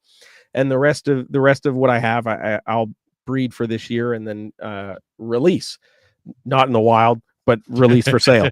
But a whole population of ball pythons in North I Carolina. followed where you were going with that. Yeah, But other yeah. people might not. And they might not. I have to do it. Have to say it. But and the rest of that space where that rack is going to become Amazon tree boas. I need more cages. I need more racks. I've been working on designing some racks with our friends over at Black Box Cages, and I'm excited for that.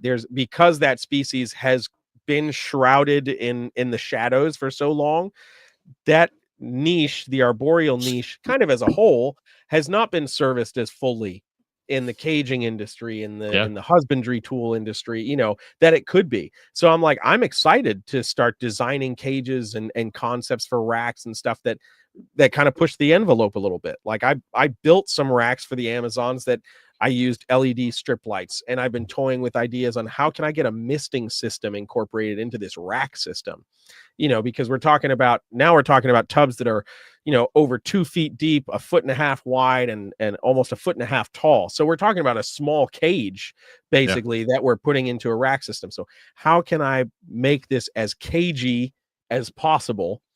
For what it is, for somebody that, like I want to have a decent quantity of these animals, to be able to produce and work it well. So how can I make that make sense? Racks are going to be the easiest way to make it make sense economically, and still satisfy the needs of those animals. But how can I take that a step further? LED strip lights, you literally, they stick on to wherever they're trying to go, so I can provide the photo period. That also means I can provide plants, like a simple plant like a pothos or something like that, that's now going to have a photo period, and we can make this almost a mini bioactive, because that's a buzzword right now. Wait, you can't talk Rax and bioactive the same thing. If you talk Rax, you're an evil human. Oh yeah, okay. Bioactive is the only way. I love referencing my buddy Steve Tillis, because he has a Freedom Breeder CB70 rack of ball pythons that is bioactive. He's got bedding in there, a slab of cork bark, a slab of pothos, because it's near a window, so there's a photo period that those plants get, and isopods. And it is literally an entire bioactive CB70 rack of ball pythons, because pothos can survive anywhere. Unless it's Katie. Hilarious. Yeah, unless it's me, I'm gonna kill it. Katie will kill it. Oh, damn. Anywhere but Katie. But yeah, like I love that. Now I'm gonna enter a space in which like I can get a little bit more creative, like genetic creativity, fun, cool. Like, let's make a ball python that looks different. Wonderful. A million people are doing that. I want to look at something that's going to challenge me to expand husbandry parameters. How can I make something that's been considered like, well, it has to be kept in a cage? Okay, I agree. I like seeing my animals in cages, but economically, my goal is to have about 75 Amazons.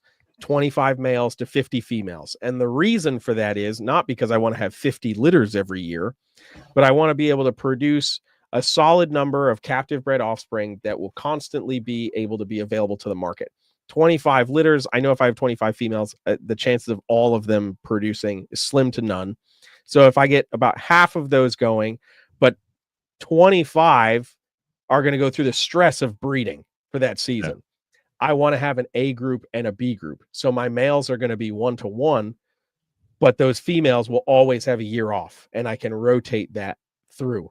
And even if I'm getting 10 litters at 5 to 8 babies, that's 50 to 80 babies, plenty of animals to satisfy what that demand would be, Oh, yeah. So that's where I'm going. But if I can figure out a way, hey, let's integrate a misting system into a rack system for these arboreal animals. What? Like, we don't see that.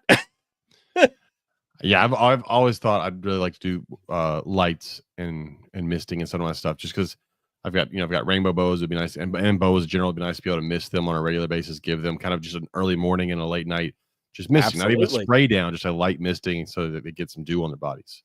Mm-hmm. Absolutely. And there needs to be more advancements. Like I'm a pro rack person, so I think it's hilarious when people want to bash racks even though they have no experience using them. But I would like to see advancements in what we do with racks too. Like, yeah, a lot of mine are black PVC racks. I kind of want to move more towards something like I was gonna say American rodent, but that's not ARS. Like an ARS style, but bigger tub. So like I keep Samboas in V20, was it V30? No, V35 S's, the little short V30. Okay. V30 yep. So my big females are in that, and it's plenty of room for a female. But I'd kind of like my minimum size for my females, really, and people are gonna think it's crazy, to be a V70, but in one of those open-sided big aluminum racks, so I can kind of hook it up a little better. Yeah. So that's kind of the direction I'm going. Is I do want to increase space for most of my animals. And change caging. I don't really want to change my collection as much, but I want to change caging for a lot of my collection. Yeah, 100%. 100%. And I think like racks, when racks get the negative stigma attached to them, I think a lot of times it's because more often than not, when they're highlighted, they're usually highlighted in a negative way. Yeah. Where it's like you're looking at a big animal that's in too small of a tub. Where it's like, okay, that ball python that's in a sweater box really needs to be in a CB70.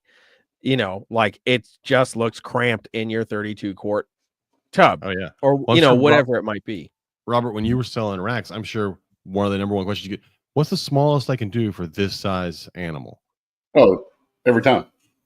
It's not what's the biggest I can do. Once a month I would get a message from a brand new keeper who was an expert.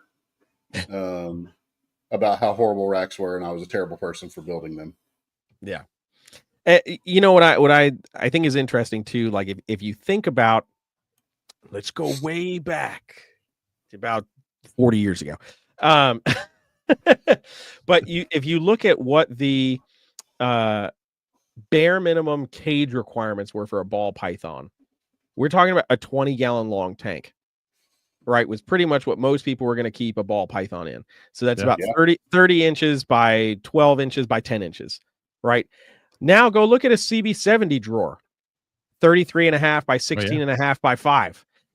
We've actually increased the floor space for what the average keeper was keeping these when racks started to become available. People were keeping ball pythons in 20-gallon long tanks.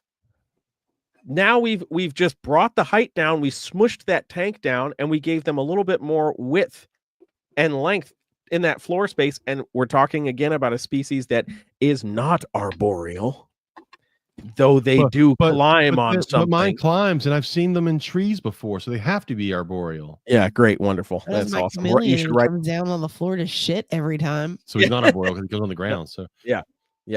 He's arboreal until he poops. But and then he comes all the way to the bottom of his cage, cracks me up. Perfect. But don't get me wrong, it's way easier to clean that way. So I don't mind at all. That's very true. But if we start looking at those things, and then you think about corn snakes, the same thing, and then or even a 10-gallon tank in some instances. Yeah. Like we basically took the floor space of the tank, squished down that height, and spread it out, and bam, there's your rack system. Like, if you look at something like a leopard gecko, back in the day, it was 10-gallon tank for your single leopard gecko. How did most people keep them? Well, they're keeping them in a sweater box rack if they're going to keep them in a rack. Yeah. If you smush down a 10-gallon tank, you've gone from this 20-inch by 10-inch by 12-inch whatever enclosure to 2 foot by 15. Like, all you're doing is eliminating the height for so many of these species that we know are not really climbing all that much.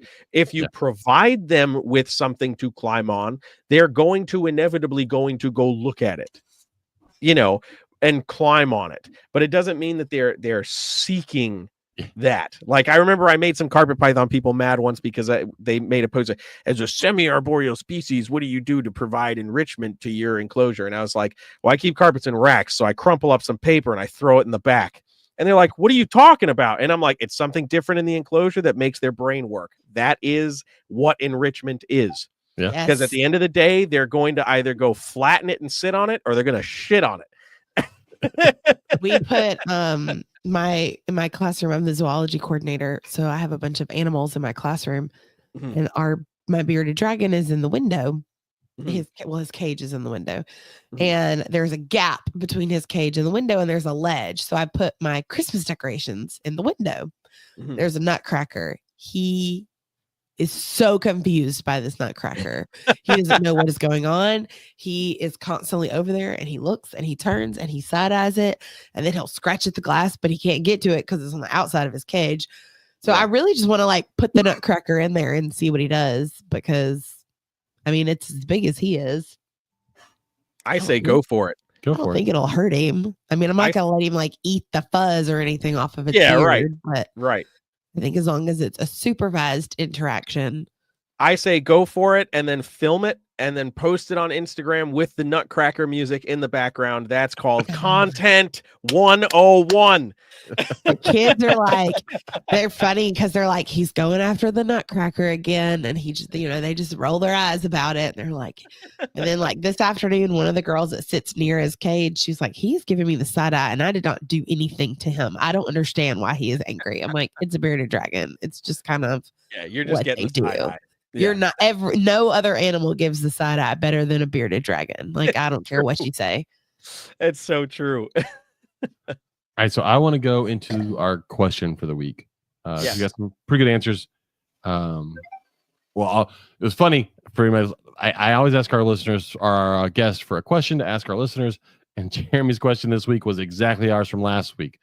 So I'll give you just a couple seconds here.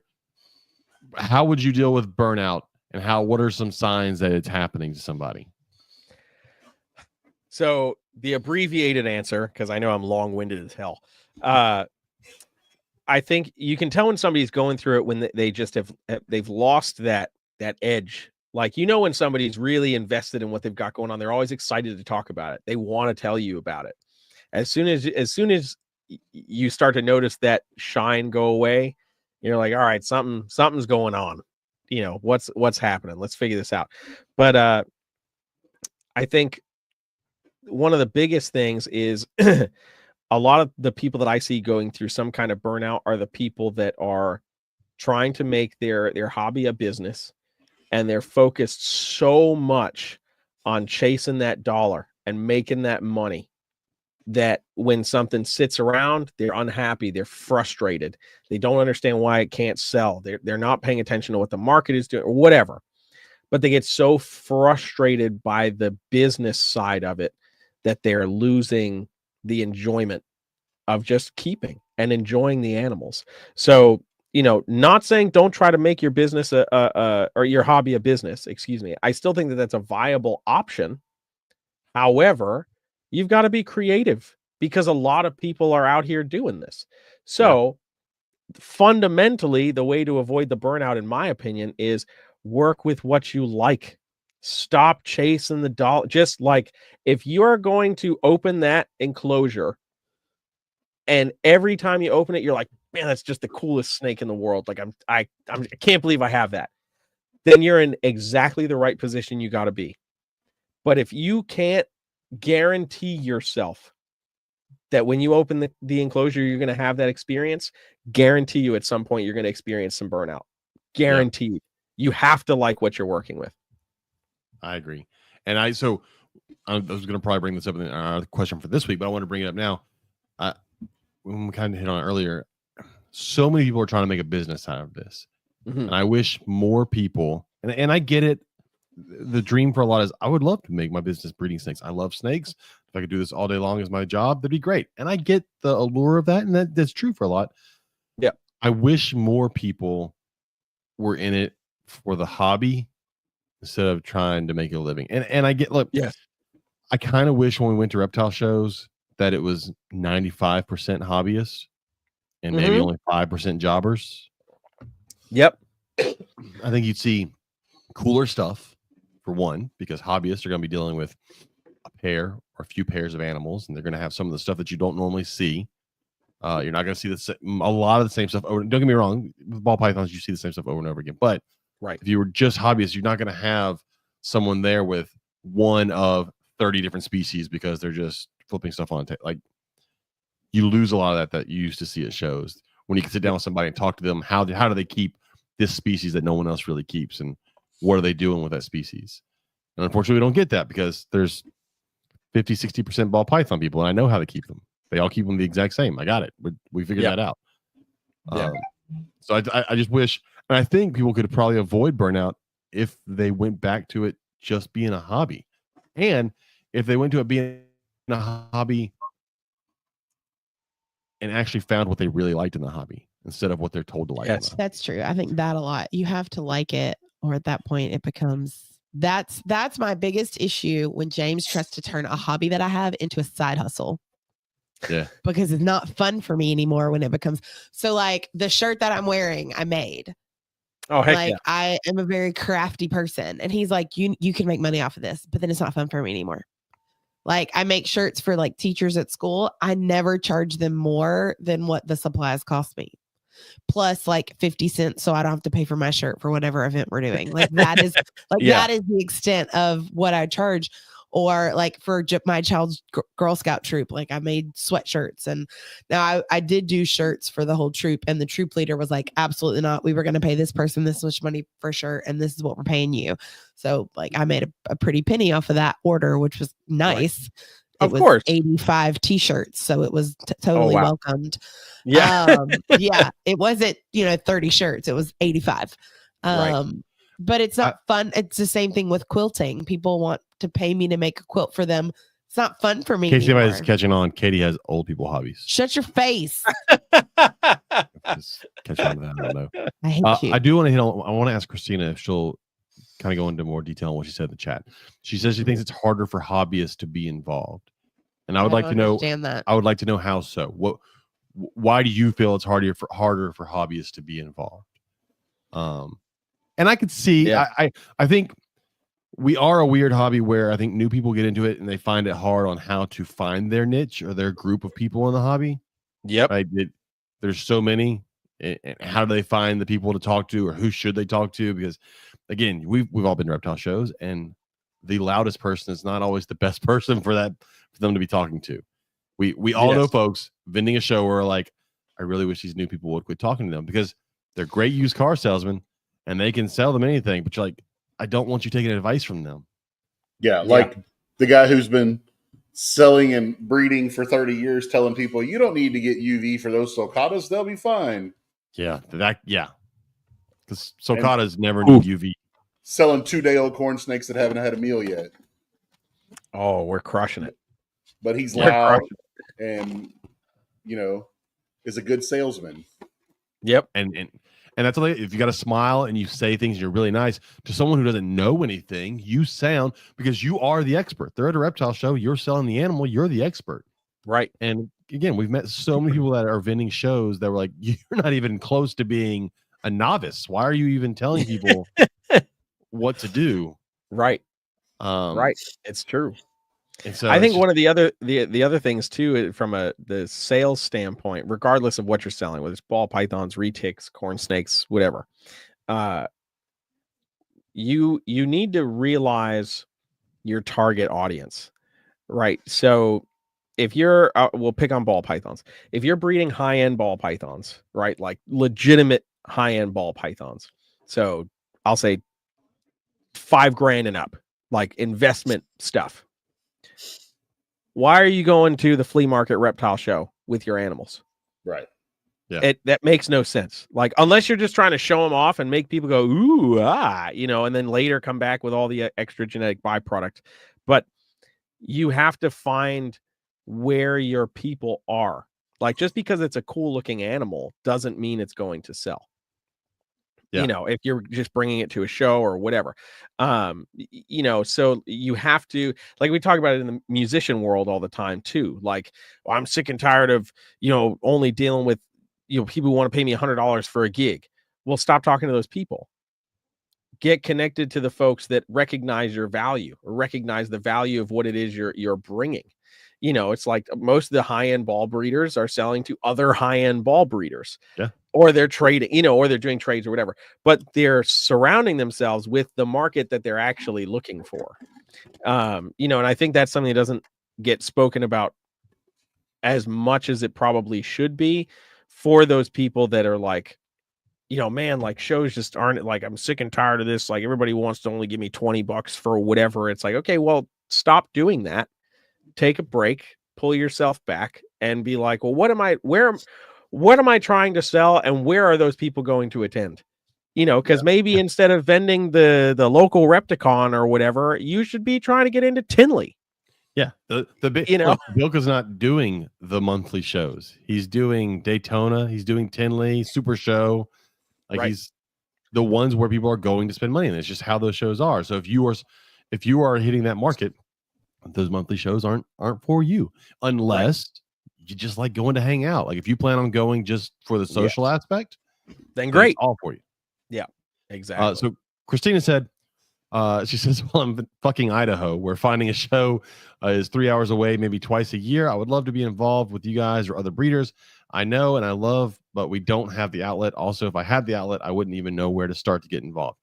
Christina, this is one place. I mean, you're in the you do this, you're in the Discord, you chat. That's all we do. Like, all the breeders do when they go to a show is the same thing you're doing online. We just sit around and talk to each other. We just had a listener spend a month here from the Netherlands. Yeah. I miss him so much. I do miss Jack. But I miss him. That's awesome.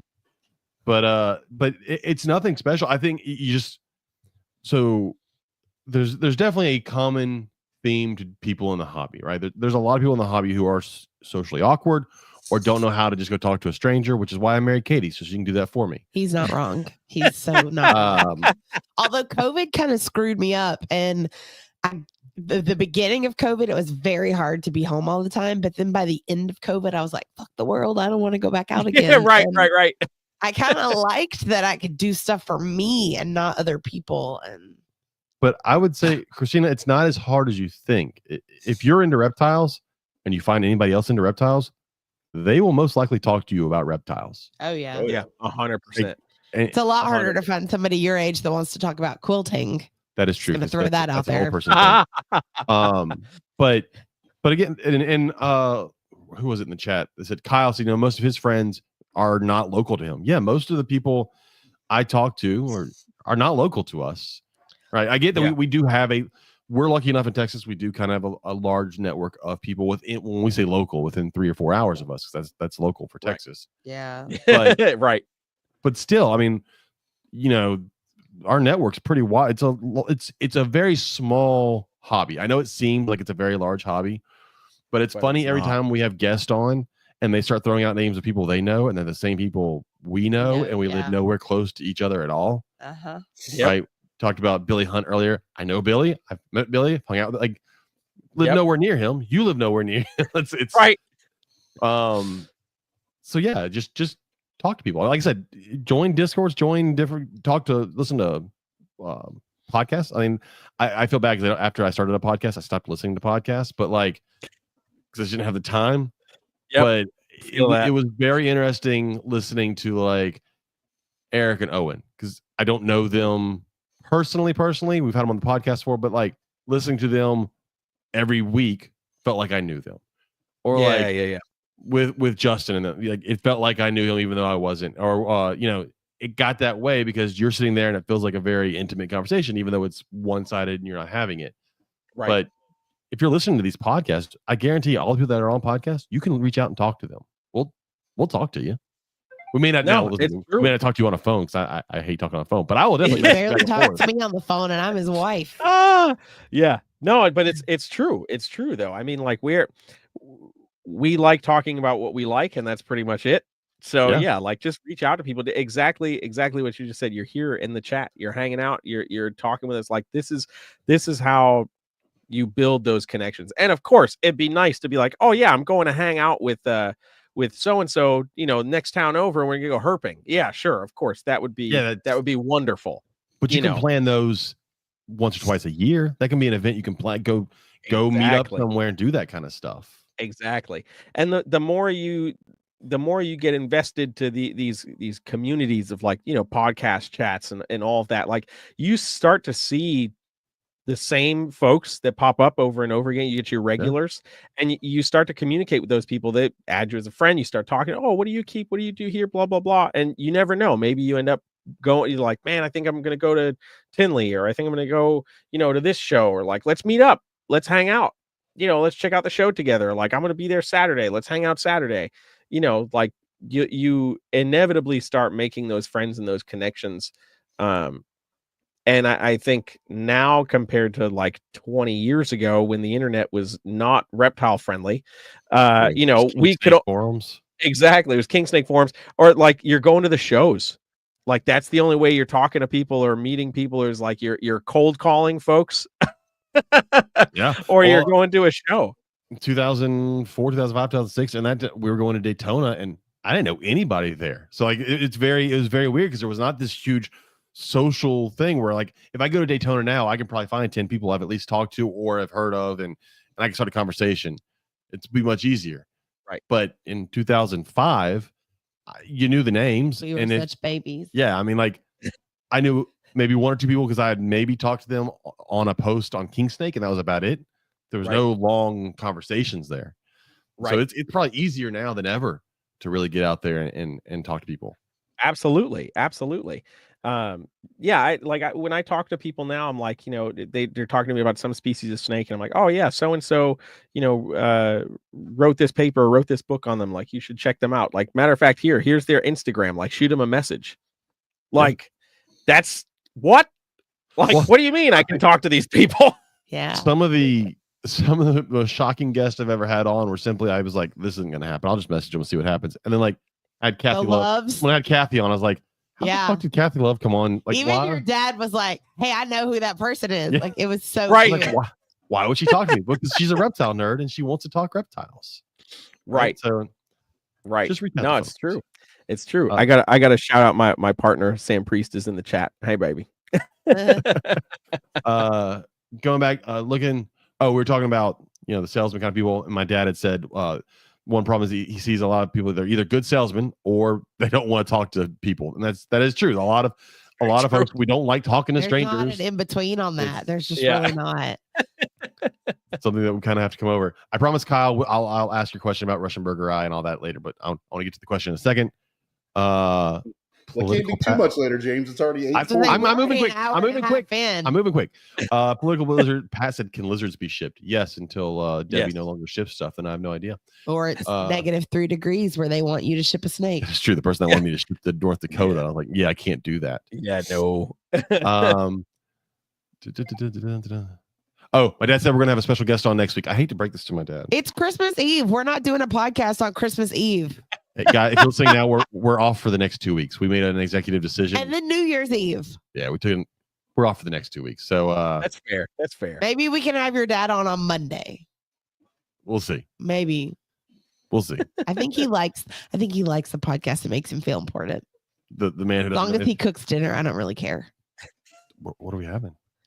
Well, he's stopping in Scott on the way yeah, give me down some here. boudin balls. I need some boudin balls on the way. I know he's stopping for that. So I need Robert, to send him a message and put it in I was order. going to say, Yeah, Robert, send Sam a message. Send your shopping list to my dad. I sent him my shopping list. He'll get you all the Cajun food you want on the way through.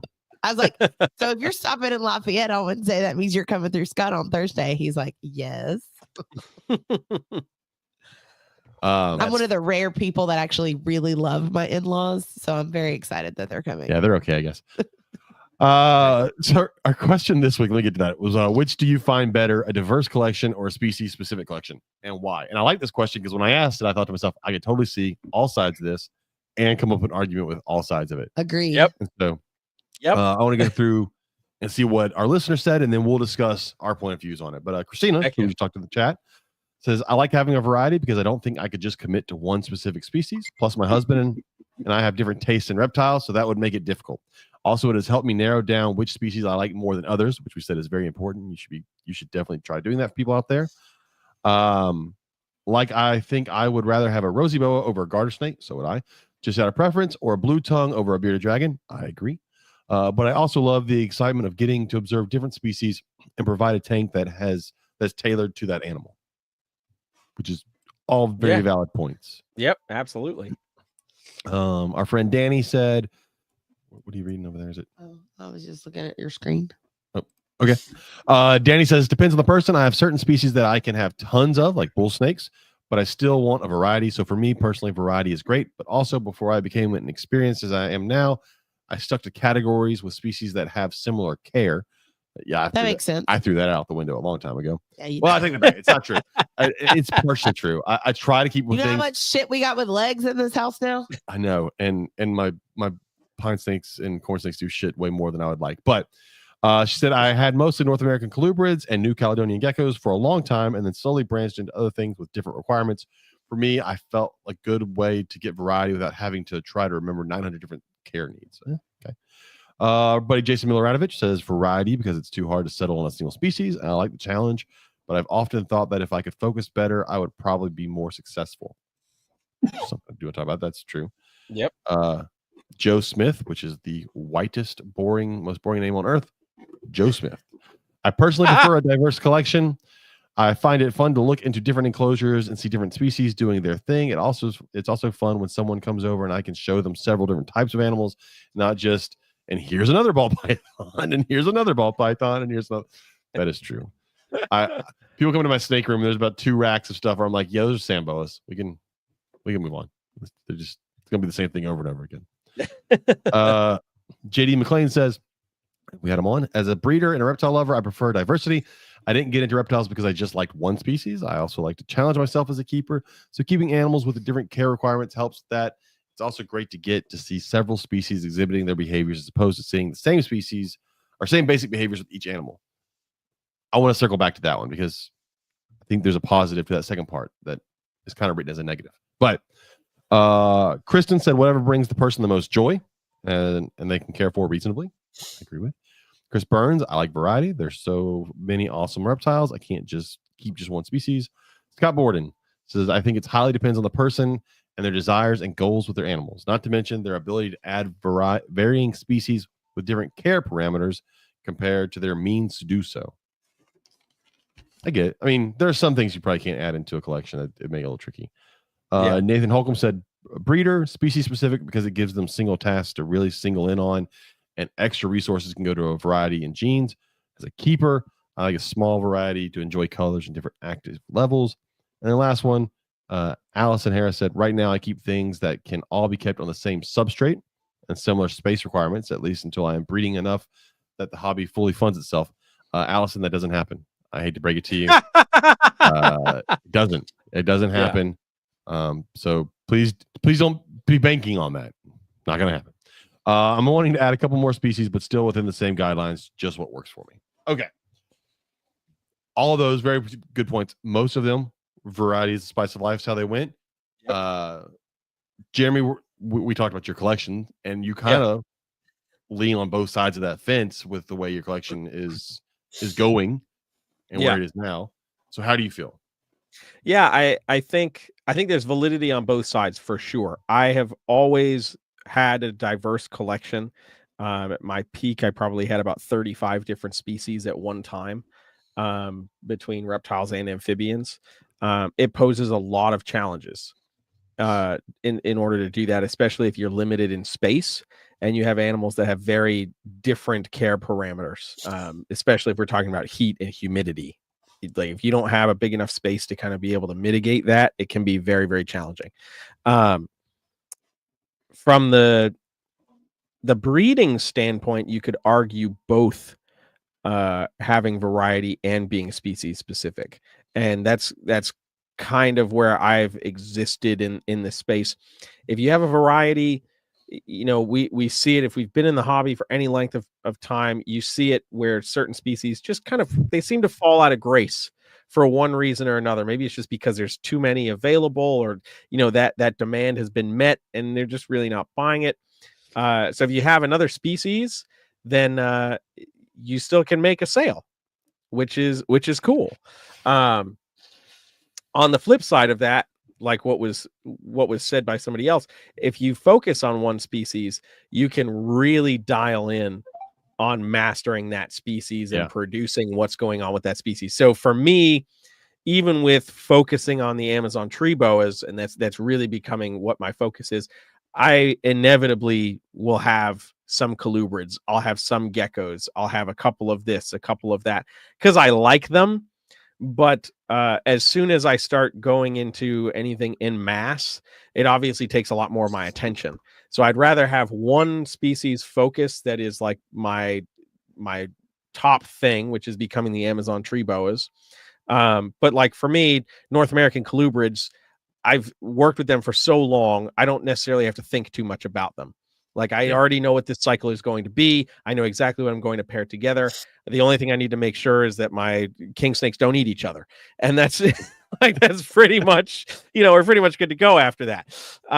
But you know, even with the carpet pythons and the short tail pythons, like I have them on a cycle enough where they're almost, I don't want to say plug and play because that's not correct. Like they still take some attention and some nuance, but having kept them for so long, especially in larger quantities, my eye's a little sharper to catch like, okay, well, this female's starting to cycle. She's hanging more on the cool side. Let me palpate her really quick. Okay, cool. She's starting to cycle. Let me get this male in there.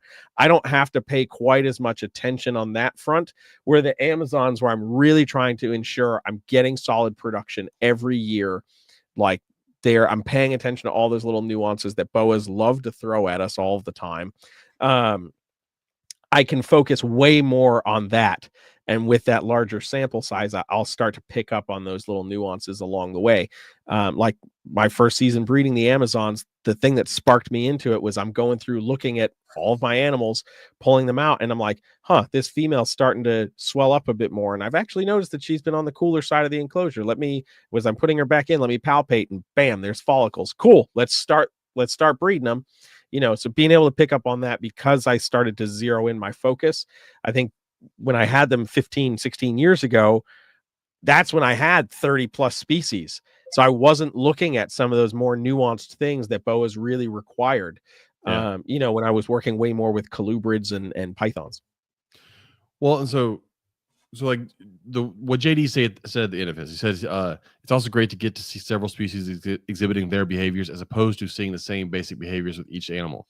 And I think that if you have a monocultured collection, you know, you actually end up seeing a lot of different behaviors that you didn't realize that species does, because you have so many different individuals of that species. And so I think that it can give you, if you're definitely trying to figure out the species, try to figure out the care, the breeding, everything that it takes to go into that species, it's going to take having 30, 40 animals of that species to really get an idea of what they all do. Because having one pair and they breed every time, you could have gotten lucky. That could just be a pair of horny ass snakes that always want to fuck, and you're good. Look, I've had some Samboa males. I got 2 $500 Samboa males in there that won't fuck anything, and I've got a cheap Anery Samboa that'll fuck a rope. So it takes numbers to really get that understanding. And the reason we have such a great understanding of ball pythons is because we have them in numbers, not even in numbers of just one collection, but because so many people are keeping them in so many different ways. We have all these data points. We can go, oh, well, all of this works. So that's great. Now, on the same thing is, a lot of us would get bored with that. I don't like ball pythons in general. So going in and seeing 200, 300 ball pythons would be so fucking boring for me. But if somehow that is what really gets you going, then have at it. Right. But that would bore the shit out of me. I'd have to see other stuff. And I think you're seeing that with a lot of people. You're starting to see like what Kabilka has with his room. People, you know, not everybody has a pair of Boland's pythons or whatever in the other room. But they're getting other things. So I see both sides of the argument, and I agree. As a keeper, if you're just a keeper and you have no plans on trying to figure out the species and how to keep them and how to breed them and how to, get a variety, set up fun. Like this is the most exciting room in our house because everything else is in a rack. Like, you know, I disagree. That yellow fish tank downstairs is pretty great. It's pretty fucking yellow. It's the only thing. It's the only fish in there that fucked were the yellow ones. Yeah, we got lots of little baby cichlids. But you know, I've got blue tongue, and we've got a panther chameleon, and these little emerald tree skinks, and this lychee behind me, and they're all set up in fun cages, and you get to watch them move around and interact. That's definitely, if you're just a keeper, that's the way to go. Like that's the reason you're keeping in general, right? You want to see that behavior. But again, if you really like a species, 10 or 15 of them will also show you a lot of interesting behaviors through 10 or 15 different individuals of that species. So I don't think there's a wrong answer. I think the underlying thing for all of this was what you want to have and what you can take care of. Yeah. 100%. 100%. But yeah, I was very interested to see. And again, I figured most of the people in our listeners were like variety, because we don't have ball python breeders with an entire collection of 500 ball pythons really listening to us. We don't tend to bring in that demographic. Yeah, and that's great because there's enough of it. And it's like I love picking on ball pythons, and I tell people all the time, I'm like, you know, ball pythons were at the genesis of my story keeping reptiles, like many of us that have been keeping for a while. Like you start with something simple, you know, and then of course I manage nerd.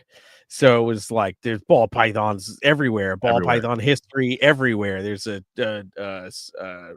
spider ball poster over here, and this is over here, and whatever, you know. So ball pythons have very much been a large portion of my keeping collection, and even when reducing them here again, almost effectively eliminating them from what I'm breeding consistently, there's inevitably going to be a ball python at my table at a show.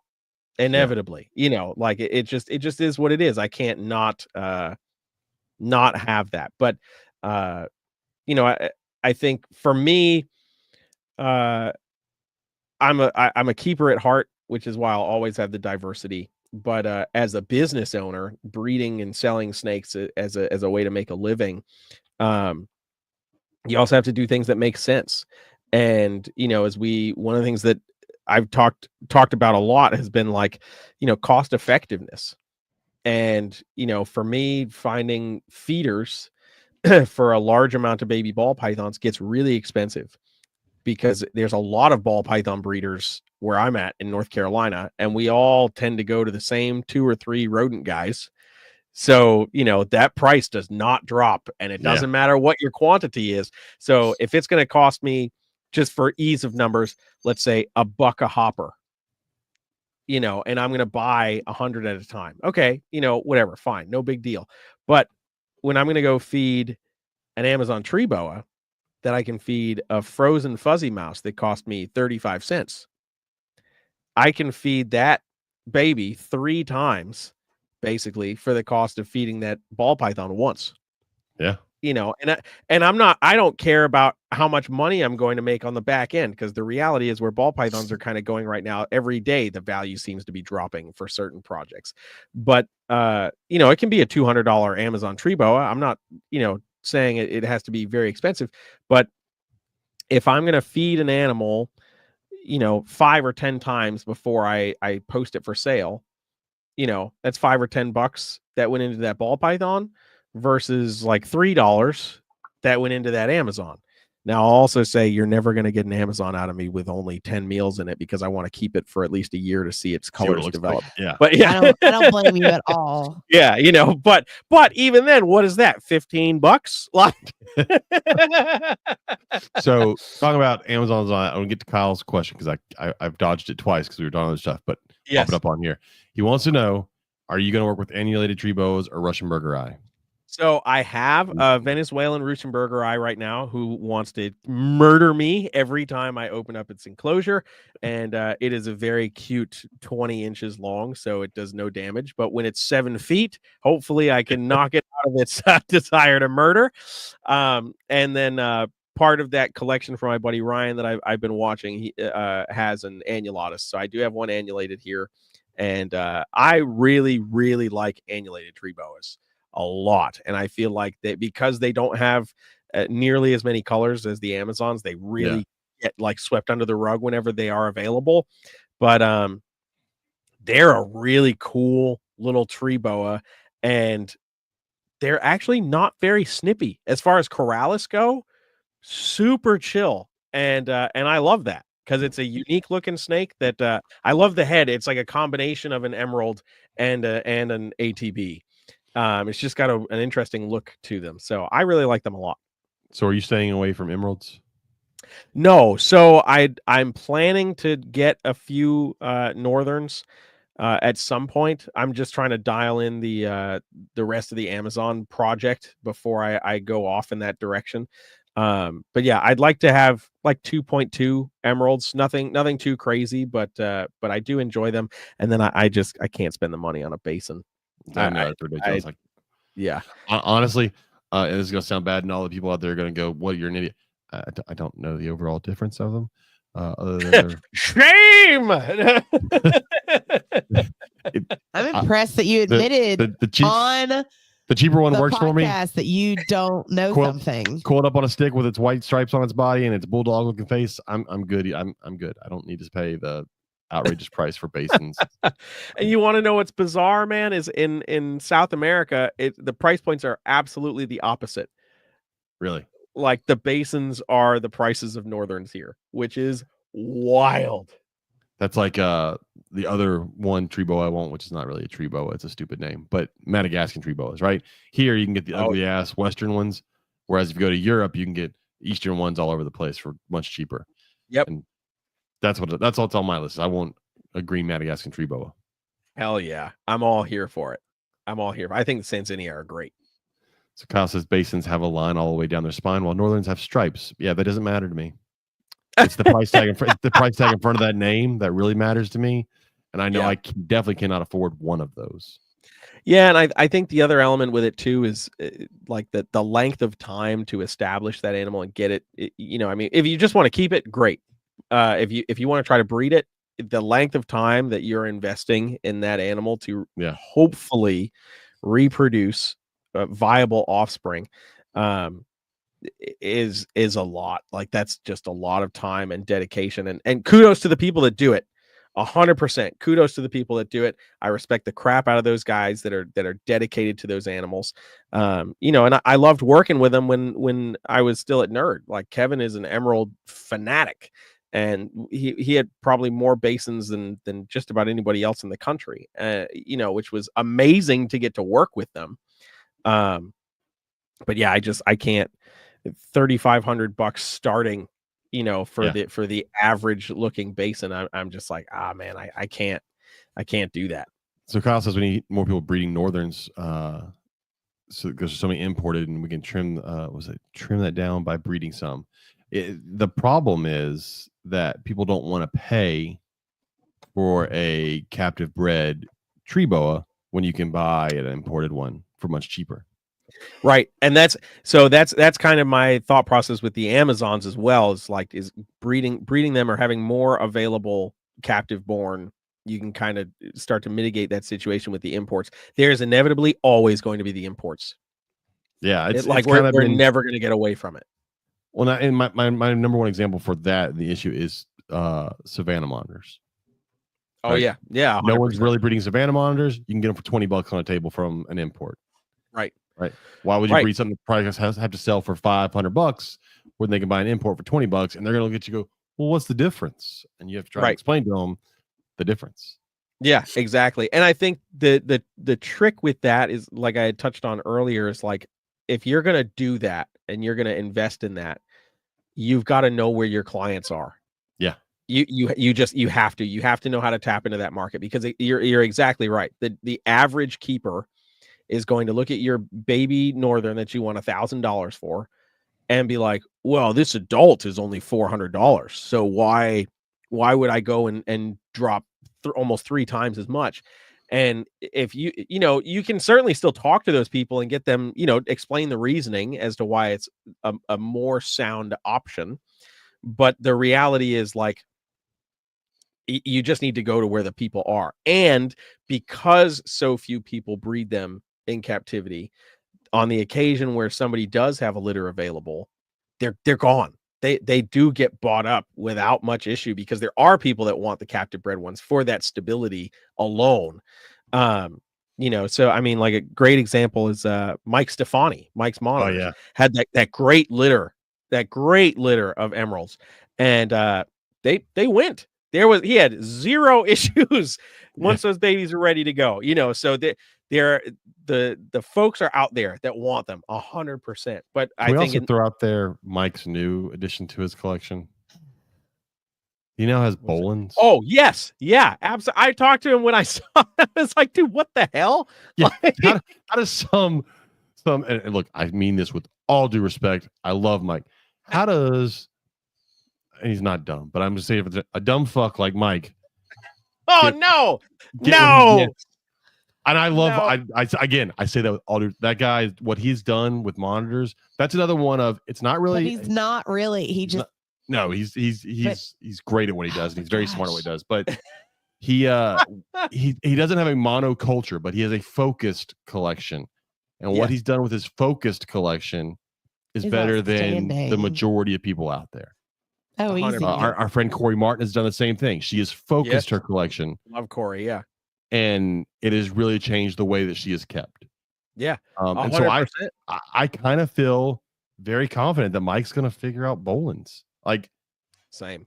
And even if he doesn't, he'll definitely have fun keeping them. Like, he's going to have the most 100%. Fun keeping them. 100%. And I think Mike is in like that perfect niche, man. Just as you say, he's got the focused collection, and also, like, he's just a nice guy. Yes. Everybody who's anybody, like, knows who he is. Can't hate Mike. To him. Yeah, it's Uncle Mike. Yes. It's Uncle Mike every time, And it's like, man, that's the guy. Like, if anybody's gonna figure it out, or be another person to figure it out, because obviously Flood Reptiles has done it a handful of times. But if there's gonna be somebody else that figures it out, it's gonna be a guy like Mike. And he's gonna be so humble about it, and he's gonna just be like, he'll share every bit of information. This is what I did, and this is how it worked. And I think that's when his ego blows up.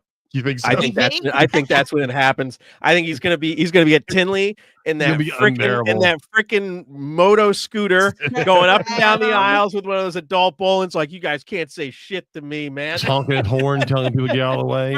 Right, exactly. Oh Fucking bull breeder here, get out of my way. Oh.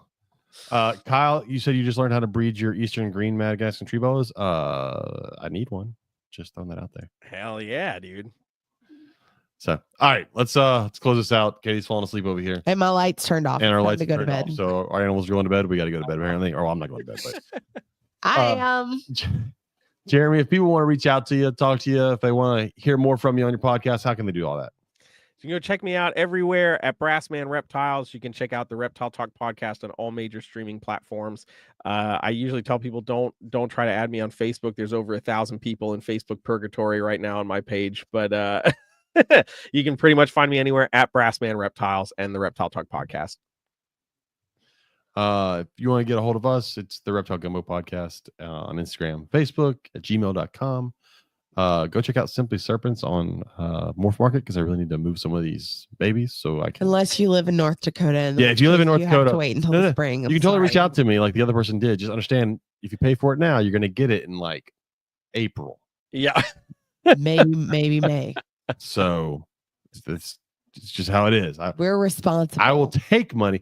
I'll take money. I had someone offer me the day to hold a snake, a $400 snake, well, $450 snake. They're like, I can only give you $20 right now, and then later I'm like, how about you come back later when you have the money?